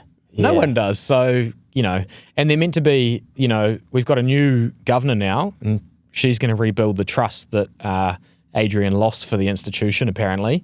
Okay, good. Look forward to that. Yep. So some other ones from here. Oh, people are lacking gratitude. Probably sounds like me over the last half an hour, actually. But that is one of those things that I think I did a list of some non-financial habits that I've implemented that have been really helpful. That, again, I'd like to remind people that if you implement these, your life will get better. I think it's impossible not to. One of those is belief. So if like others can, why not? So if you roll around just believing that you can't achieve things and stuff, you're just setting yourself up to. And this is what all of this election chat is going to do. That it's like hard to get ahead here. That I need that person power. That's another 2026. Like how to obliterate it is like have psychotic belief in yourself. Like unwavering. Yeah, like when you describe it to people go, Jesus Christ, mate. The guy's got a screw loose. Yeah. And you need to be a bit gone, as we've talked about. You have to. Psychotic belief in yourself. Because if you think about it, everyone's going to say, oh, but unemployment's high. Oh, but like you don't know what political party's going to get. That's a good one, man. I love that one. If you're just going, I'm zooming out and I'm sending it. Yeah. So belief. Number 2, goals, something to aim for. Going back to what I said before, what would make 2026 great? Most people in New Zealand will not do that. Even ask them, how was 2025 and say what was good about it, and watch them shit themselves on the spot when they can't answer it. They won't have a clue. They'll actually have to think about it for the first time. But they'll tell you they either had a good or a bad bad year. But also, there's something in here. If they've had a bad year, they'll tell you all this negative stuff that happened. The story that they tell themselves and what the meaning that they gave those things that happened made 2025 bad for them. So you could actually then go, well, that person is actually capable of making 2026 good if they tell themselves what things would make it good, and then that's the story that they would tell themselves. And they go make those things happen. Yeah, I think back to being grateful, I reckon sometimes when we don't have bad things go wrong, we borrow them from other places, eh? Like, I mean, we're doing it when we talk about the economy kind of, right? Like, and I was saying earlier, like I had like to be mentally real strong last year for what I put myself through. But then also, if I didn't know what was going on with the economy and how much I'd have a distaste for the way politicians act and stuff like that, I probably wouldn't have felt that bad, you know? And but if I think about like, went to Aussie a couple of times, got engaged, got a wife, went to Japan, like pretty sick year. Yeah. So just like, I reckon it's important to like be thankful and grateful for the good bits and like dampen up on the bad bits, you know? Yeah, gratitude's something I've been big on for years and talk about like just being grateful for things and practicing that as a thought. This year I'm trialing writing down wins at the end of a day. So just a few wins and reflecting on that. I've reset the old 9:30 alarm. That's years and years old. So it just goes off and it just stops me and I go, okay, what wins have I had today? And shit, man, I have some wins in a day, but they're just they're tasks now. But I think, man, that would be, if someone pulls like one of those off. Have you done this before? No, I haven't done this. No, I've always thought, okay, what, good things have happened, but this is like, okay, what wins? So I'm just trying to stack a war chest of, look at all these things that you've actually done, all these wins you've had, to then help getting my brain to spot it even more. But then also to then what I'm doing is, okay, I'll use my sleep to then think, okay, what wins do I want tomorrow? And these, it's not like I'm just going to achieve everything in one night, but it's little micro wins so that my brain's seeing more of them, and then my brain's going to look for more of them too. So there's some things that I need to do, and then I'm saying to my brain, okay, can you help me work on those whilst we sleep? And we'll do them tomorrow or get them moving. And then they're just popping back up into my thought. And there was a couple that I was driving over the bridge and they came to me. Yeah. And so I'm not writing them down. Well, I'm writing down the wins that I've had, but then I'm asking it to remind me of those things. For people that are thinking Luke's got a screw loose. There's probably 10 loose. You're right. But also like the ability to be able to do that means that you're very focused on achieving certain things, eh? Like people will be like, what, you can think of something before you go to sleep and then tell yourself to work on it overnight and then wake up and then get into it. Well, it's like, it's only because the only reason you can do that is because you're kind of like visualizing your outcome all the time, which means you're continuously focused on moving towards something, and it requires actions, and that's how it rolls. And also, like, if you haven't done this before, try and be conscious about what you're thinking about before you go to sleep. And it's probably the RedTube video you just watched, or the worry that you have. Mate, when I go to sleep, I'm out cold. I don't think about anything. Nice. See, I think I sort of lay there and I've got thoughts going, and I've gotten better at spot that. Why am I thinking about that? I'm like, bin that. That can go. We don't need it. And I'm like, worrying about it isn't going to help, bro. So let's like focus on what we're going to do. I sleep good these days, man. I used to struggle, not anymore. Number 4, helping people, serving others, solving problems. So actively looking for ways to help other people. I think the country needs more of that. And also, you just end up winning because, if someone needs help with the mortgage and Guardian does it, you win. They win, you win. Great. So I think there's something to be said for serving people and solving problems for others. I just think in general,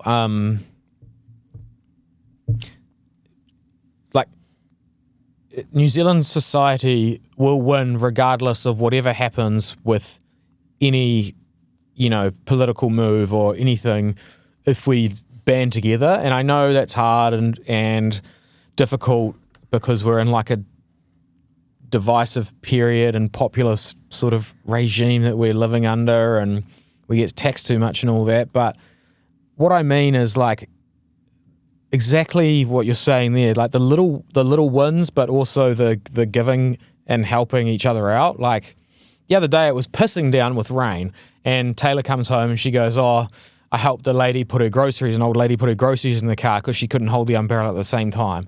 Like little things like that. If that is, she's just naturally like that. Like, so she's a nice person, but if you walked past that old lady, you probably didn't even notice. But if you act like that and go out of your way to act like that, by the end of the year, you'll feel better than you did at the start, eh? I don't know what that is. Yeah. But, if you helped every little lady put her groceries in her car in the rain, every day you're at the supermarket, who's to say that someone doesn't notice that and come up and, introduce themselves and you're a nice guy, whatever, I do this for work. I don't know. Who knows? But those little like acts of kindness and giving and having a nice heart, like we're going to have to like really lean on that, as we go through this weird period. Yeah. And I think it's real important. Yeah, because I think it leans into 2. The last one was taking responsibility and ownership, because the noise is basically nothing's your fault. And if we get elected, we'll fix it, especially in an election year. So then you default to, okay, I just wait till after the election. And you just basically stop going, what good things could I be doing in the meantime? What action could I be taking? And, it's just such a freeing ability when you can look at something and go, that's my fault. Even if it's like, you're like, but partly. Yeah.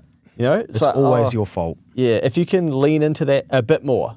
And sometimes it sucks to do, and sometimes you're like, I really don't want this to be the case. But if you can own things and take responsibility for them, life just actually gets easier.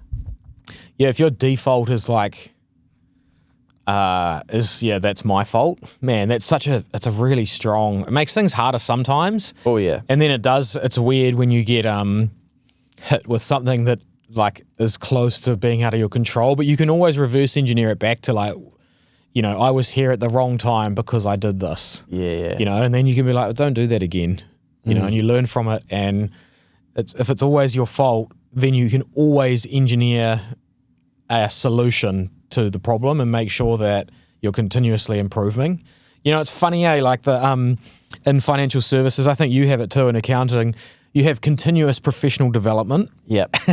And everyone on the industry gets like pissed off because you have to record it when you have like a webinar with a bank and they talk about the economy and updates to policy and blah, blah, blah. It's like, we know it all. We we live inside the policy guides every day. But you do it. But it is kind of the same in life in a way. It's like continuous professional development, or just continuous development is that. Like taking responsibility. When something goes wrong, it's your fault. Put in a solution ahead of that problem popping up again in the future, and then it won't happen again. And you'll have another problem, but that's okay. Create another solution. Yeah. And eventually, like, you just walk up this hill, and then you end up at the top of the mountain. Yeah. Yeah. By taking one step at a time. Yeah. Some final things, mate, as we then get into some just quick-fire predictions for Bitcoin and NZX and things like that. Just a reminder, like if the economy is better, there's going to be more money flowing on it. How can you, money flowing through it, how can you get closer to it and get your clip of that? Wage stagnation we've talked about. Side hustles are going to win. So people that are actually in the last few years have found a way to increase their income with a skill, they're gonna win because they're gonna become main hustles. Yeah. Or oh shit, this is working more now. Okay, and then you may have to go and revisit when to quit your 9 to 5. I was thinking we might do a pod this year at some stage too of basically when to go from side hustle to quit your job sort of thing, which we kind of covered as part of those, but we could maybe redouble down on that. But I think those people that have skills outside of their main source of income, they're going to find it easier to make money this year. And people will get frustrated because they didn't try over the last couple of years. So you've already got your Airbnb set up and you've already done one. And you know it is frustrating that you've got to do the cleaning at the end of it, but fuck it. You got 7 bookings this time, not 2. Okay, it's probably worthwhile. Yeah. That sort of thing. Or, more people want me to walk their dog because they can afford it. More people want me to do cleaning for them, whatever your side hustle is. A lot of investors are now gambling because we've had too many easy years of investing in a row with just crazy figures of 20% and 17s, and Rocket Lab went up this, and Nvidia and all these things. And there's a misunderstanding for some people that it's just always like that. And maybe it is, and maybe I'm wrong. But I think, markets have a good way of humbling and smacking you in the face. And I think some of us just need to be mindful of that. It's a little bit like the silver and the gold people at the moment. What if that halves over the next 12 months and the world's just the same, but you take no action in that time because you just full on believe that, that's the one true investment or whatever. And then finally, mate, property's done. That's it. What I mean by that is that, I think for years and decades, and I guess I've been campaigning this for ages, but, it's the popular way to invest and to build wealth in New Zealand, and it's the thing. We got 1.6 tied up in property, maybe at NZX that's worth about 170, 80 billion. There's one company in Australia that's worth more than all of our NZX 50, and then we've got 250 billion in term deposits and in the housing market's like 1.6 trillion. Yeah, in cash and savings and stuff. We don't like risk. Clearly people... Safest houses, baby. Safest houses and, term deposits, right? But I do think that if you're out there, I'm a property investor, it's a bit like, true. Yeah, okay. Maybe that's because it's just been flat growth for a bit. But I do wonder if the whole, now that more people have been educated on investing, plus the negativity push towards property investors has maybe hurt that industry a little bit. I'm not saying that people won't do it or that I think that that's accurate and that people shouldn't have a rental. But I do think the politicians are going to play on that too, of kind of like, we saw it last time, like, look at all the donors for National. They're all property people. Fucking property people. This time it's like capital gains tax. Well, they do nothing to make that money. They should pay up a bit of that. Why are they pushing back against it? And you've even got some property people saying, I'll be happy to pay it. And I think the narrative towards property just keeps going in the wrong direction. Yeah, it's a good one, I think... Not that that's that important or anything, but I just think we're going to notice more of that. Where as it's less fashionable. As a human, I think that I don't think property ownership is a right, but I do think that property ownership shouldn't cost much more than utility value plus premium for location. Yeah. So I think the main blame for property and how it's been on this massive run, and it's not the last couple of years, but basically for the 40 years prior, just comes down to fiat currency, which is fine, it is what it is. But I think 21, 22, sort of that peak of the market, I think it pushed a big part of society and politicians over the edge. And I think the war on property speculation has only just begun, either party. Yeah. Personally, when I go and buy something that's an investment, the first thing I look at is downside risk. And then if I have 5 things that I want to choose from, I add them up and then I make my choice. And I can just say that property is not on my choice list.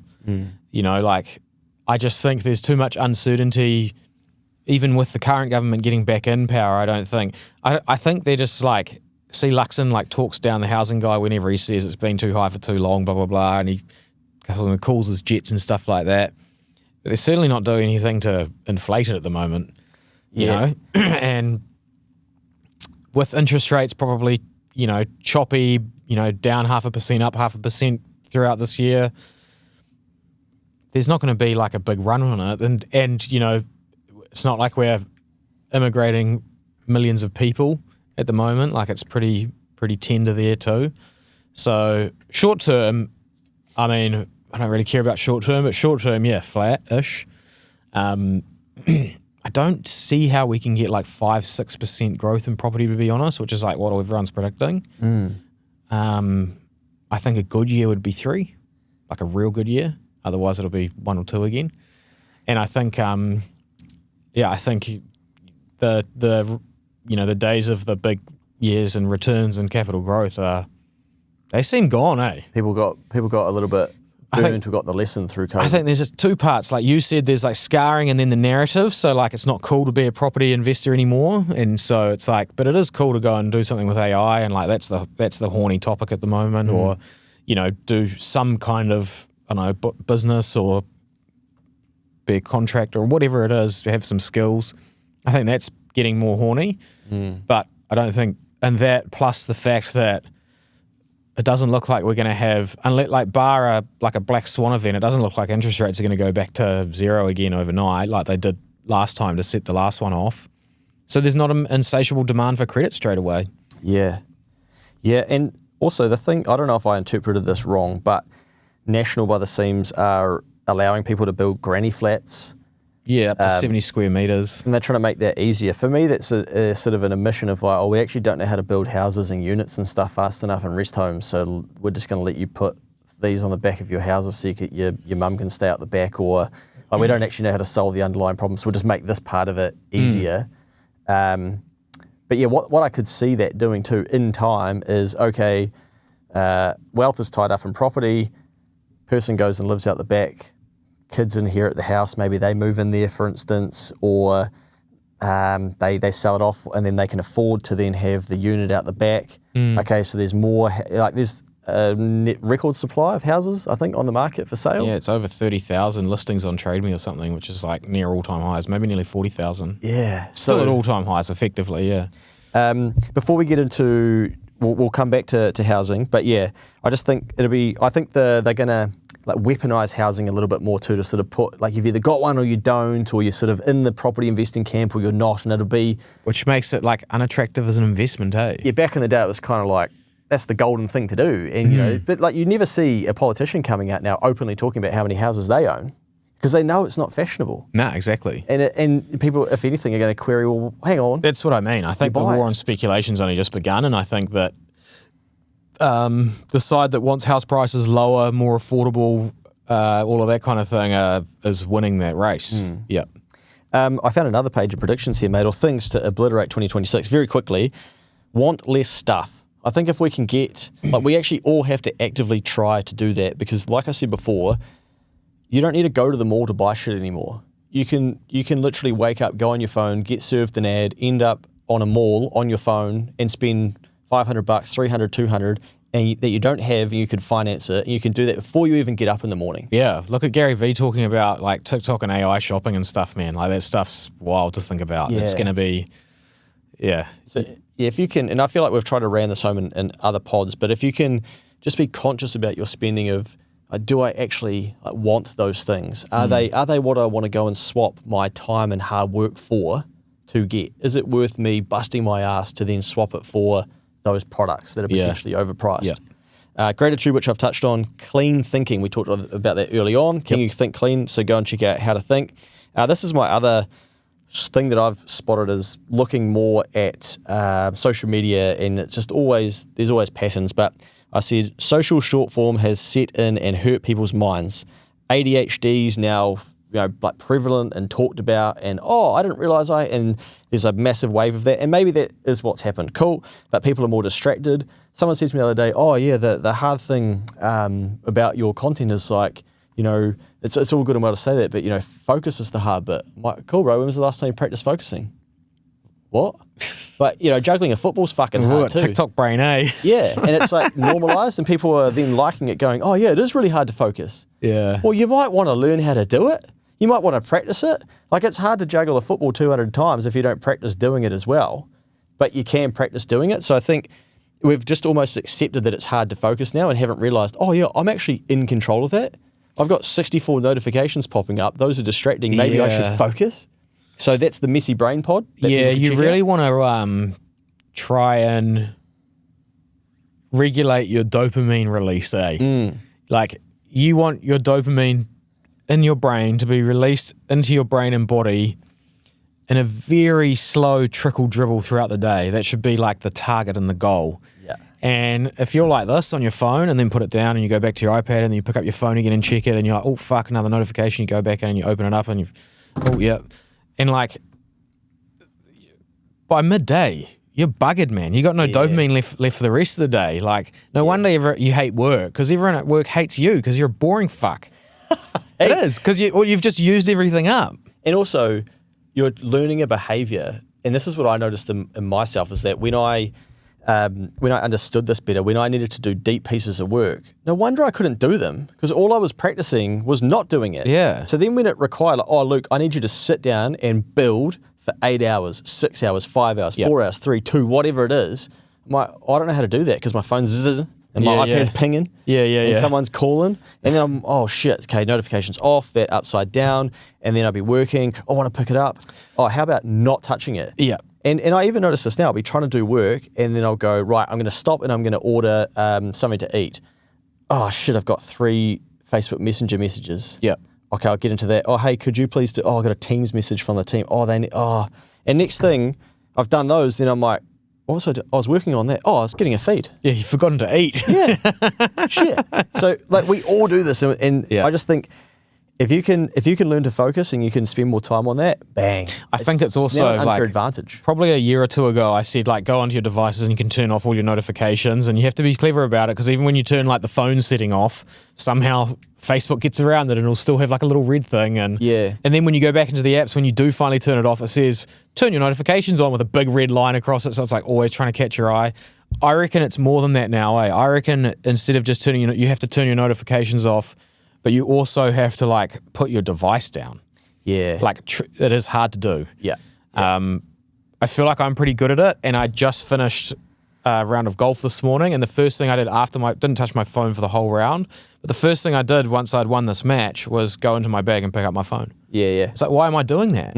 Same. Like, I know the time. I know I've got enough time to make it to the studio. Why didn't I just drive to the studio? Yeah. You know, like, why did I need to do that? And, like, it's actually going to become a skill to be able to, like, cut your screen time. I went to the mall this morning on the way to the gym, and I said to Taz, because I go to the mall now and I notice that people go to the mall to sit on their phones. Whether it's quite free a boomer Wi-Fi. thing of you to do to go to the mall, eh? Well, the gym's inside the mall. Oh, but anyway, right. I said to Taz, I was like, look at this family. So there's a whole family sitting down. Granddad's sitting there, not talking to anyone, just sitting there like this. And all the mum and dad are on the phones, and the kids are on another couch all on their phones. I was like, why? That represents, society. Yeah, it does.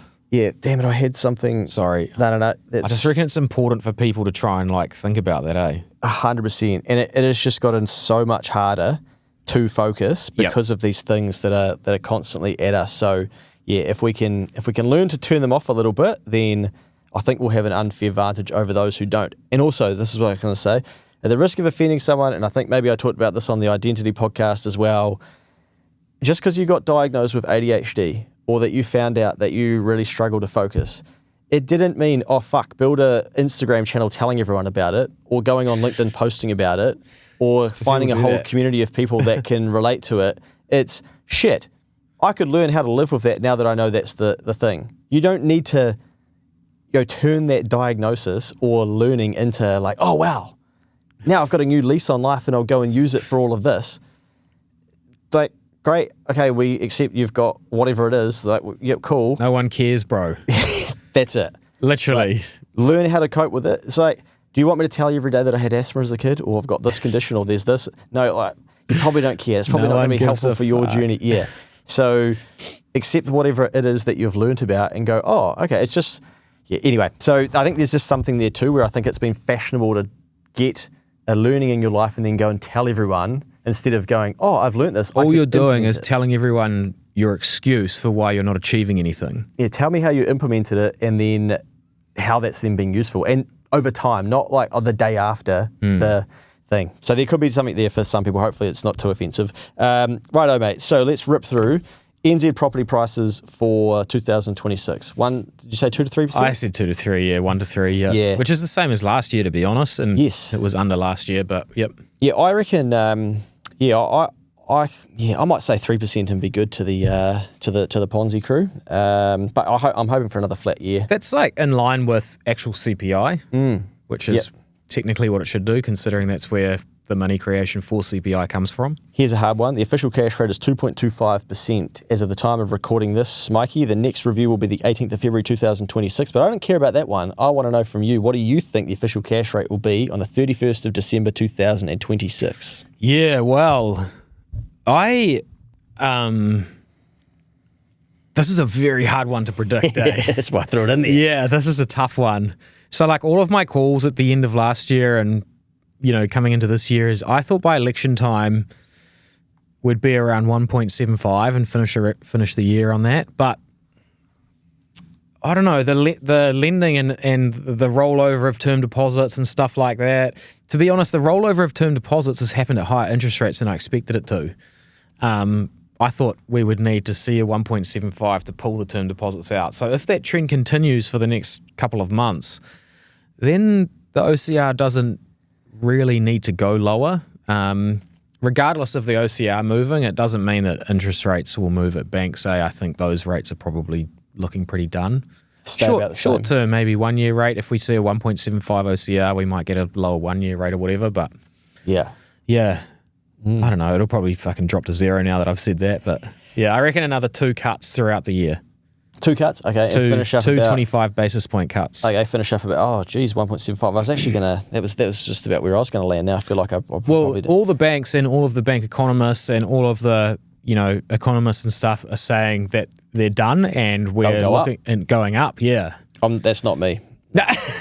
Well, maybe like there might be an up to then. Yeah. See, they did go up, but nah, I don't reckon that. I reckon if they did one increase, it wouldn't last. Yeah. They'd be like up to 2.25 or 2.5, and then we've done a negative 0.5 later in the year. Do you know why I reckon that they can't raise them? Is the economy's fundamentally still shit. But at the end of last year, we had some GDP and inflation data, and if you go look at like the wholesale swap rate market, it spiked up. It like started climbing vertical.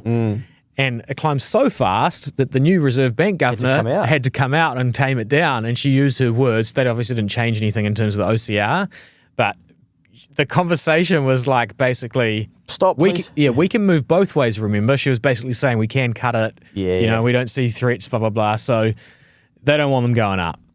I'm a trend guy, zoom out. And for me, the OCR was trending back down towards zero pre the pandemic, inflation, etc. So yeah, I see it going lower. I think we'll finish on a 1.5 to end the year, and they'll just continue to stimulate the economy. Shit, man, we're going massively against.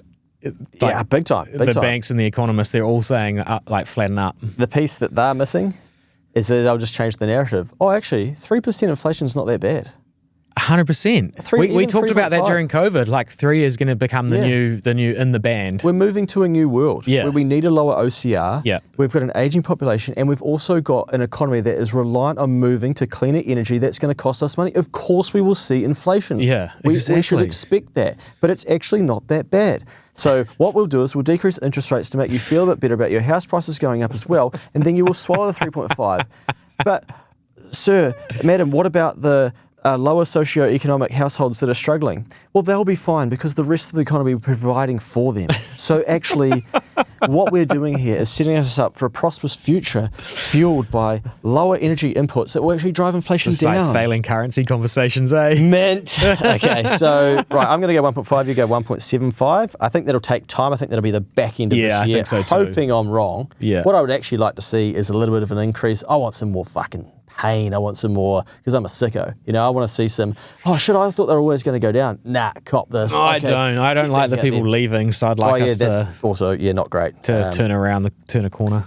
But it has been quite nice to have a few years of flat housing, like no obsession or less obsession. 100%. To be fair, like if you were like one of those people that maybe missed out on a house in 21, 22 at an auction or whatever, and you didn't buy right away, and you're like, bugger, we'll go back to the drawing board and saved, you've actually gained on the housing market over the last 3 or 4 years, which is very rare when you go look at a chart. Like normally housing gains outstrip wage growth and savings growth. So good for you.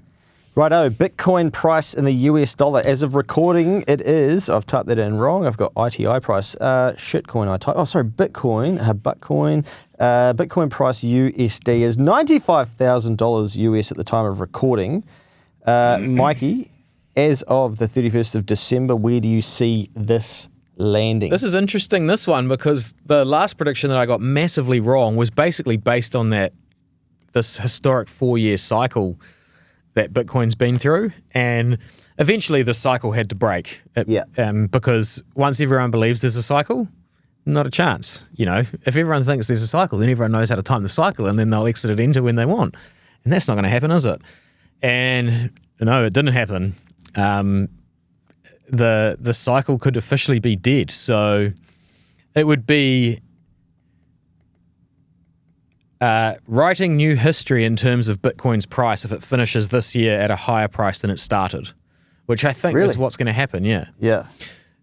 So last year was the end. Last year was the end of the so-called previous historical 4-year cycle, and it disappointed basically. Like, it underperformed in terms of dollar value. Some great things happened inside the Bitcoin world, but another day. I think slow 30%, 35% growth. So what's that, like 130, 140K? Yeah. And I think that's going to be Bitcoin's new normal. Wow. 20 to, and good years will be 40, bad years will be 15. What do you mean? Continuous growth. Oh, growth. Yeah. Okay, but I reckon this year it might spike up to like 140 or something, but it'll probably finish the year around 120, 130 and just like slowly creep up like 20 to 30% every year. Now, none of this is financial advice, and we're purely just playing around with predictions for the year. Yeah, don't be an idiot. And just... I'm going to draw a line graph, mate, underneath that trend of the Bitcoin price there, as I'm zoomed out to sort of back into 2024. So take it to there. I'm going to suggest that it gets to about $142,000 US. Nice. Yeah, that would be bloody hot, wouldn't it? What did I say? 145? No, you've got, I think you said about 30% growth, 30, 35, so take it about 130. So I'm more bullish than you, which is unwell, is unhinged. That's good. Well, you were closer than me last year, so this year, if you're closer than me again, then that's... You go 130. What did I say? 140. Now, obviously, I don't have any Bitcoin, but I do have a lot of this asset. I'm keen to get your thoughts on the XRP price. Fucking hell. No, I'm only kidding. I won't do that. I won't do that to you. I don't. The comments about XRP. I know. Geez, they're it's got to be bots, eh? Oh, I do not know. The NZX. Now, the NZX 50 is one of my favourite indexes of the world, and it is one of the least performing as well. But... It must be tough, you know, it's tough to have a share market in a very, very small socialist country. Like, if we had capitalism here, it would probably perform better, but we don't. Yeah. How did the year perform? It was about 10% in the end? Oh, about 8%, eh? Over 1 year, it's up 4.81, but that's kind of back in January the 20th, so... Yeah, I don't know what it was. I think more of the same for NZX, to be honest. I think it's got to have a better year than it did last year, I reckon, surely. I think. Yeah. The problem with the NZX is when I go and when I've got some money that I want to risk, like take risk, like actually just like gamble. Yeah. You don't think of New Zealand companies? Nah, because I go look at them and it's just like, you know, old people homes, old people loans, commercial building, office space. And I'm like, oh, this is all like... boring. Yeah, kind of. Yeah. And I think like that's probably a weakness of mine because there's probably companies in New Zealand that will do really well and return good money, but I don't feel like buying rest homes, eh? And that's the beauty of investing in 2026 and earlier. I can buy anywhere, yeah. And for a lot of people... I do own some shares in a Japanese hotel company. Okay. Yeah. Was that where you got engaged? Nah, they just turned into a Bitcoin company, so I bought some of their shares. Gotcha. They are cranking. One of the reasons that I invested in New Zealand companies early on is because technically through the platform I was using, you couldn't unlock the Aussie one. So I'm like, oh, well... Yeah. I was restricted. Yeah, back in the day, I had like that NZX 50 fund or whatever it is, or like the smart shares and stuff like that, because that was like all I could do. That was all I was allowed to do. Even not that long ago when Sharesies and the likes were implementing, you can now invest in US stocks. It was like, whoa. Yeah. Far out. Yeah, I know. What is that going to mean? And then like as soon as the world got unlocked to S&P 500, it just hockey sticked up. Yeah. I'm going to be nice though. I think the NZX 50 does 6.5%. 6.5 for the NZX. NZX. We're not in a high growth. I'm going to give it 10%. I reckon we'll see that's good. nice. Yeah, we'll see a nice 10% gain in there. That is nice. I think what will drive a bit of that is the economy recovering. I think some of these businesses, they're ahead of that anyway, so the market is ahead of that. Some TDs floating out. People often will say, New Zealand companies pay good dividends, therefore we should allocate some money to it. Also, I think we'll get some clarity that National will be back in, so people will go, I'm still happy to continue to invest. Little pump at the end of the year. Even if Labour get in, will it be dramatically different for those large companies in New Zealand? Probably not. So there'll still be confidence to put money into that NZX. Could I be wrong? Is that wrong? Maybe. Hey, we're speculating here. Yeah, I'm putting me Borlos on the line. S&P 500, sir. This is a tough one, I reckon. This is a real tough one. Yeah, this is a... Look at that year last year. Like, you start around the 6,000, then you drop down to, what's that, 5... What is that at the lowest there? 5.4? 5,000. Oh, it's now at 7,000. Yeah. Jeepers creepers. And it still managed over the last year a 15%. It looks like it's due for a dip though, eh? There's your 5 year. Yeah. It looks like we're coming up for one, eh? Yeah. Oh, shit. But yeah. Who knows?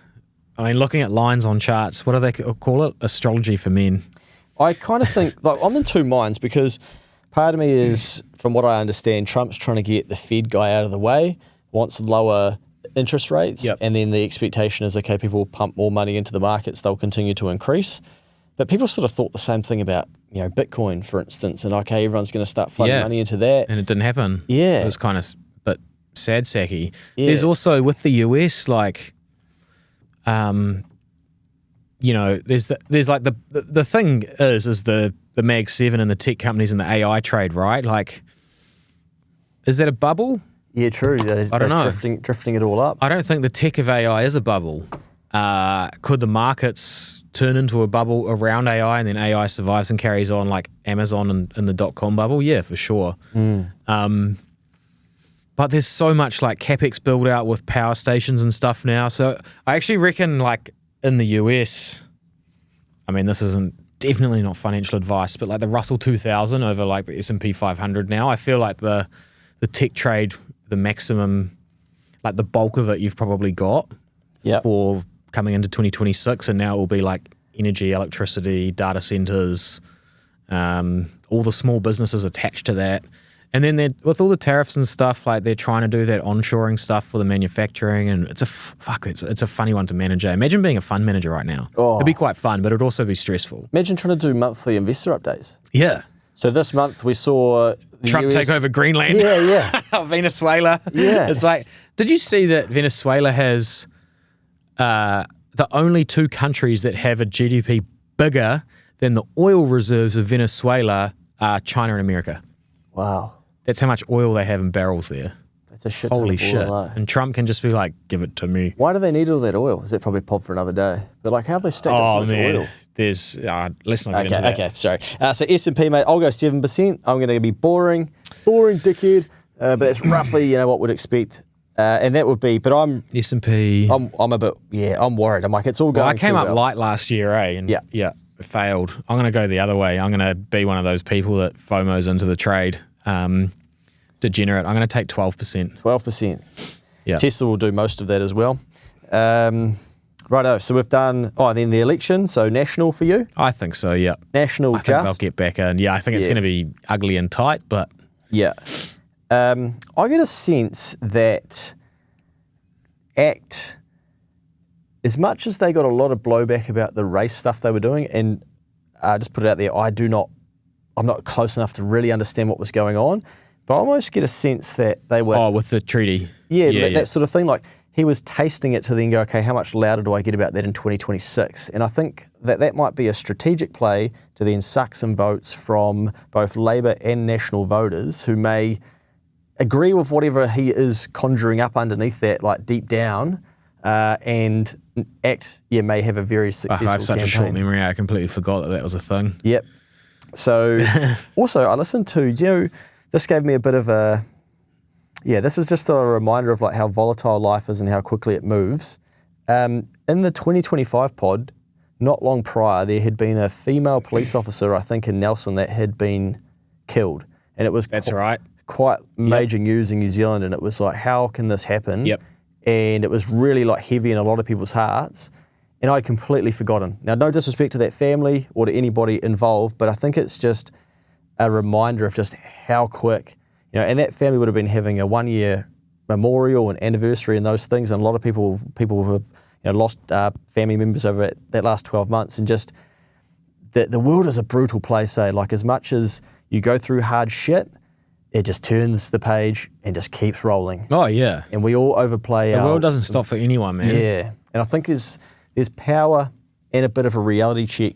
Like, in that, if you have a hard time in 2026, and by no means am I comparing it to what happened in Nelson for this family and this woman, but like, you need to make sure that if you need help, you need to reach out and ask for it, because people are so busy with their own shit and talking about whether they like Trump or not, or who they want to get into power, or capital gains tax, or Seymour's a racist, or whatever, to go, fuck, is my mate all good? They had that really hard time. Shit, I should probably drop them a line and check in. So I think people have lost a little bit of the ability to have that, because they're so noisy in the scroll hole and everything, that I think there's a reminder for all of us, if we're struggling, reach out and ask for help. But also the other way, if you have mates going through stuff, set calendar reminders, do something to check in with your really close ones. 100%. I think it's a great idea. It's a good thing to do just in general. That's a bit like what I was saying earlier about helping each other, just being a bit more of or being more deliberate about being a good person. And, do you reckon if you took out 5 hours of phone use out of your whole of next year and then gave that 5 hours to somewhere else, your life would be worse? No. Yeah, 100%. Yeah. When you put it like that, okay, so I should stop tooting at Uncle Remus, who hasn't turned left on the green light yet after 7 seconds? So that is helping someone. Oh, of course. Someone's doing 80k in the fast lane, you beep and flash your lights and say, oi, he'd get out of the way. That is, because now you're teaching them to move over. Yeah. Because even NZTA were having to run content. You said, content. I didn't see that's it, a waste of taxpayer money. That should just be what get out of the way. Get out of the fast lane. What have we missed there? So we've got the Bitcoin election, house prices, NZX, S&P. We've got, I did 5 shares that I'm investing in. Tesla. This just so I can, because some of the big stock companies do this, and you can Google those. And I did have a look. Or maybe I should make a video on it. Oh, it's like their top 5 picks or whatever. Yeah, and they can test themselves. So I've gone Tesla, Heartland Bank, good Kiwi New Zealand bank, Bitcoin, Infratel, and the Generate Thematic Fund. Nice. Yeah. Dude, I've met him a few times. A weapon that runs. He came on here once, eh? Yes. Yeah. So, dude. Yeah, I'll be putting money into those fairly confidently. My only other prediction is one of those I reckon we'll start seeing currencies die. Oh, you said, okay. This year. So I know you don't want to mention it, but I'm not going to say New Zealand dollar? Or? No. I'm not going to say what countries I think. Currency failure. Yeah, I mean, technically we had some happen last year, but I think we're going to see more currency failure, and I think the things that will happen, instead of the IMF moving in to save them and lend them US dollars or euros or whatever, is we'll see China doing it with some places, and then them being the IMF and the World Bank as opposed to the IMF and the World Bank, and then we'll see the US doing it. Yeah, wow. So we already saw last year, the US did a big US dollar swap with Argentine pesos, which was pretty interesting. Which is effectively kind of a bailout. What are you going to do with Argentine pesos? They're fucking toilet paper. Final couple of things for me. One is on that. Remember a few years ago, we're like, oh shit, this Evergrande thing's pretty crazy in China, right? And it was like, oh, this has got the ability to bring the entire, property market down in China. That'll have, contagion was the word, wasn't it? Contagion, yeah. And it was like, everyone was learning about that all of a sudden. And I think it did end up popping, didn't it? Yeah, they've basically... They have failed cities. Well, it's so hard to get real, true information out of China, right? Yeah. The only place I can kind of access it is through Bloomberg. And China's, according to Bloomberg, there's some bad shit off the back end of that Evergrande thing. Yeah. But also, didn't affect my life. Well, yeah, we're still here. Yeah, my Tesla still unlocks, which is great. So just remember again, there'll always be these big, noisy, large things. Tariffs, Evergrandes, Venezuela's, New Zealand-based things, pandemics, just Mars. Recession, Mars. Yeah. But it is wild. So, and news just gets to us so much faster now as well. What I have Do you know the politicians are still on holiday technically? Are they? So you New lazy Zealand, bunch of... No, I won't. New Zealand, I feel like in the media space has been quite... If you think about it, even on your socials over the last month, you've probably noticed that there's less political shit coming at you. Yeah. However, I reckon from probably whenever they come back, 1st of Feb, baby. it just ramps back up because This is why we talk warn about at the start of the year, though, because we know that it's coming, eh? Yeah. So then someone shares the story. Someone talks about it. Oh, did you see this? I actually saw a politician at the airport at the back end of 2025, and I shook his hand and said, hey, mate, get some rest over the summer, because you're going to have a fucking big job to do in 2026. Like, in terms of, I would hate to be a politician leading into that election. 100%. But they are gonna be in for a big year of trying to convince their citizens, no matter what colour they are, that they've got the best interests of their voters. Yeah. Like, at heart. And no one believes it. Yeah. Well, less and less people Less do. and less, yeah. And finally, so that leads me to 2 ticks you, like, back yourself. When I said earlier on, like, it's time to take some risk, back yourself. You're so much more powerful and capable than you realise. And so many of us just get caught in all this mess, or I'll wait another year, or it's not the right time, or unemployment's this, or all of this shit.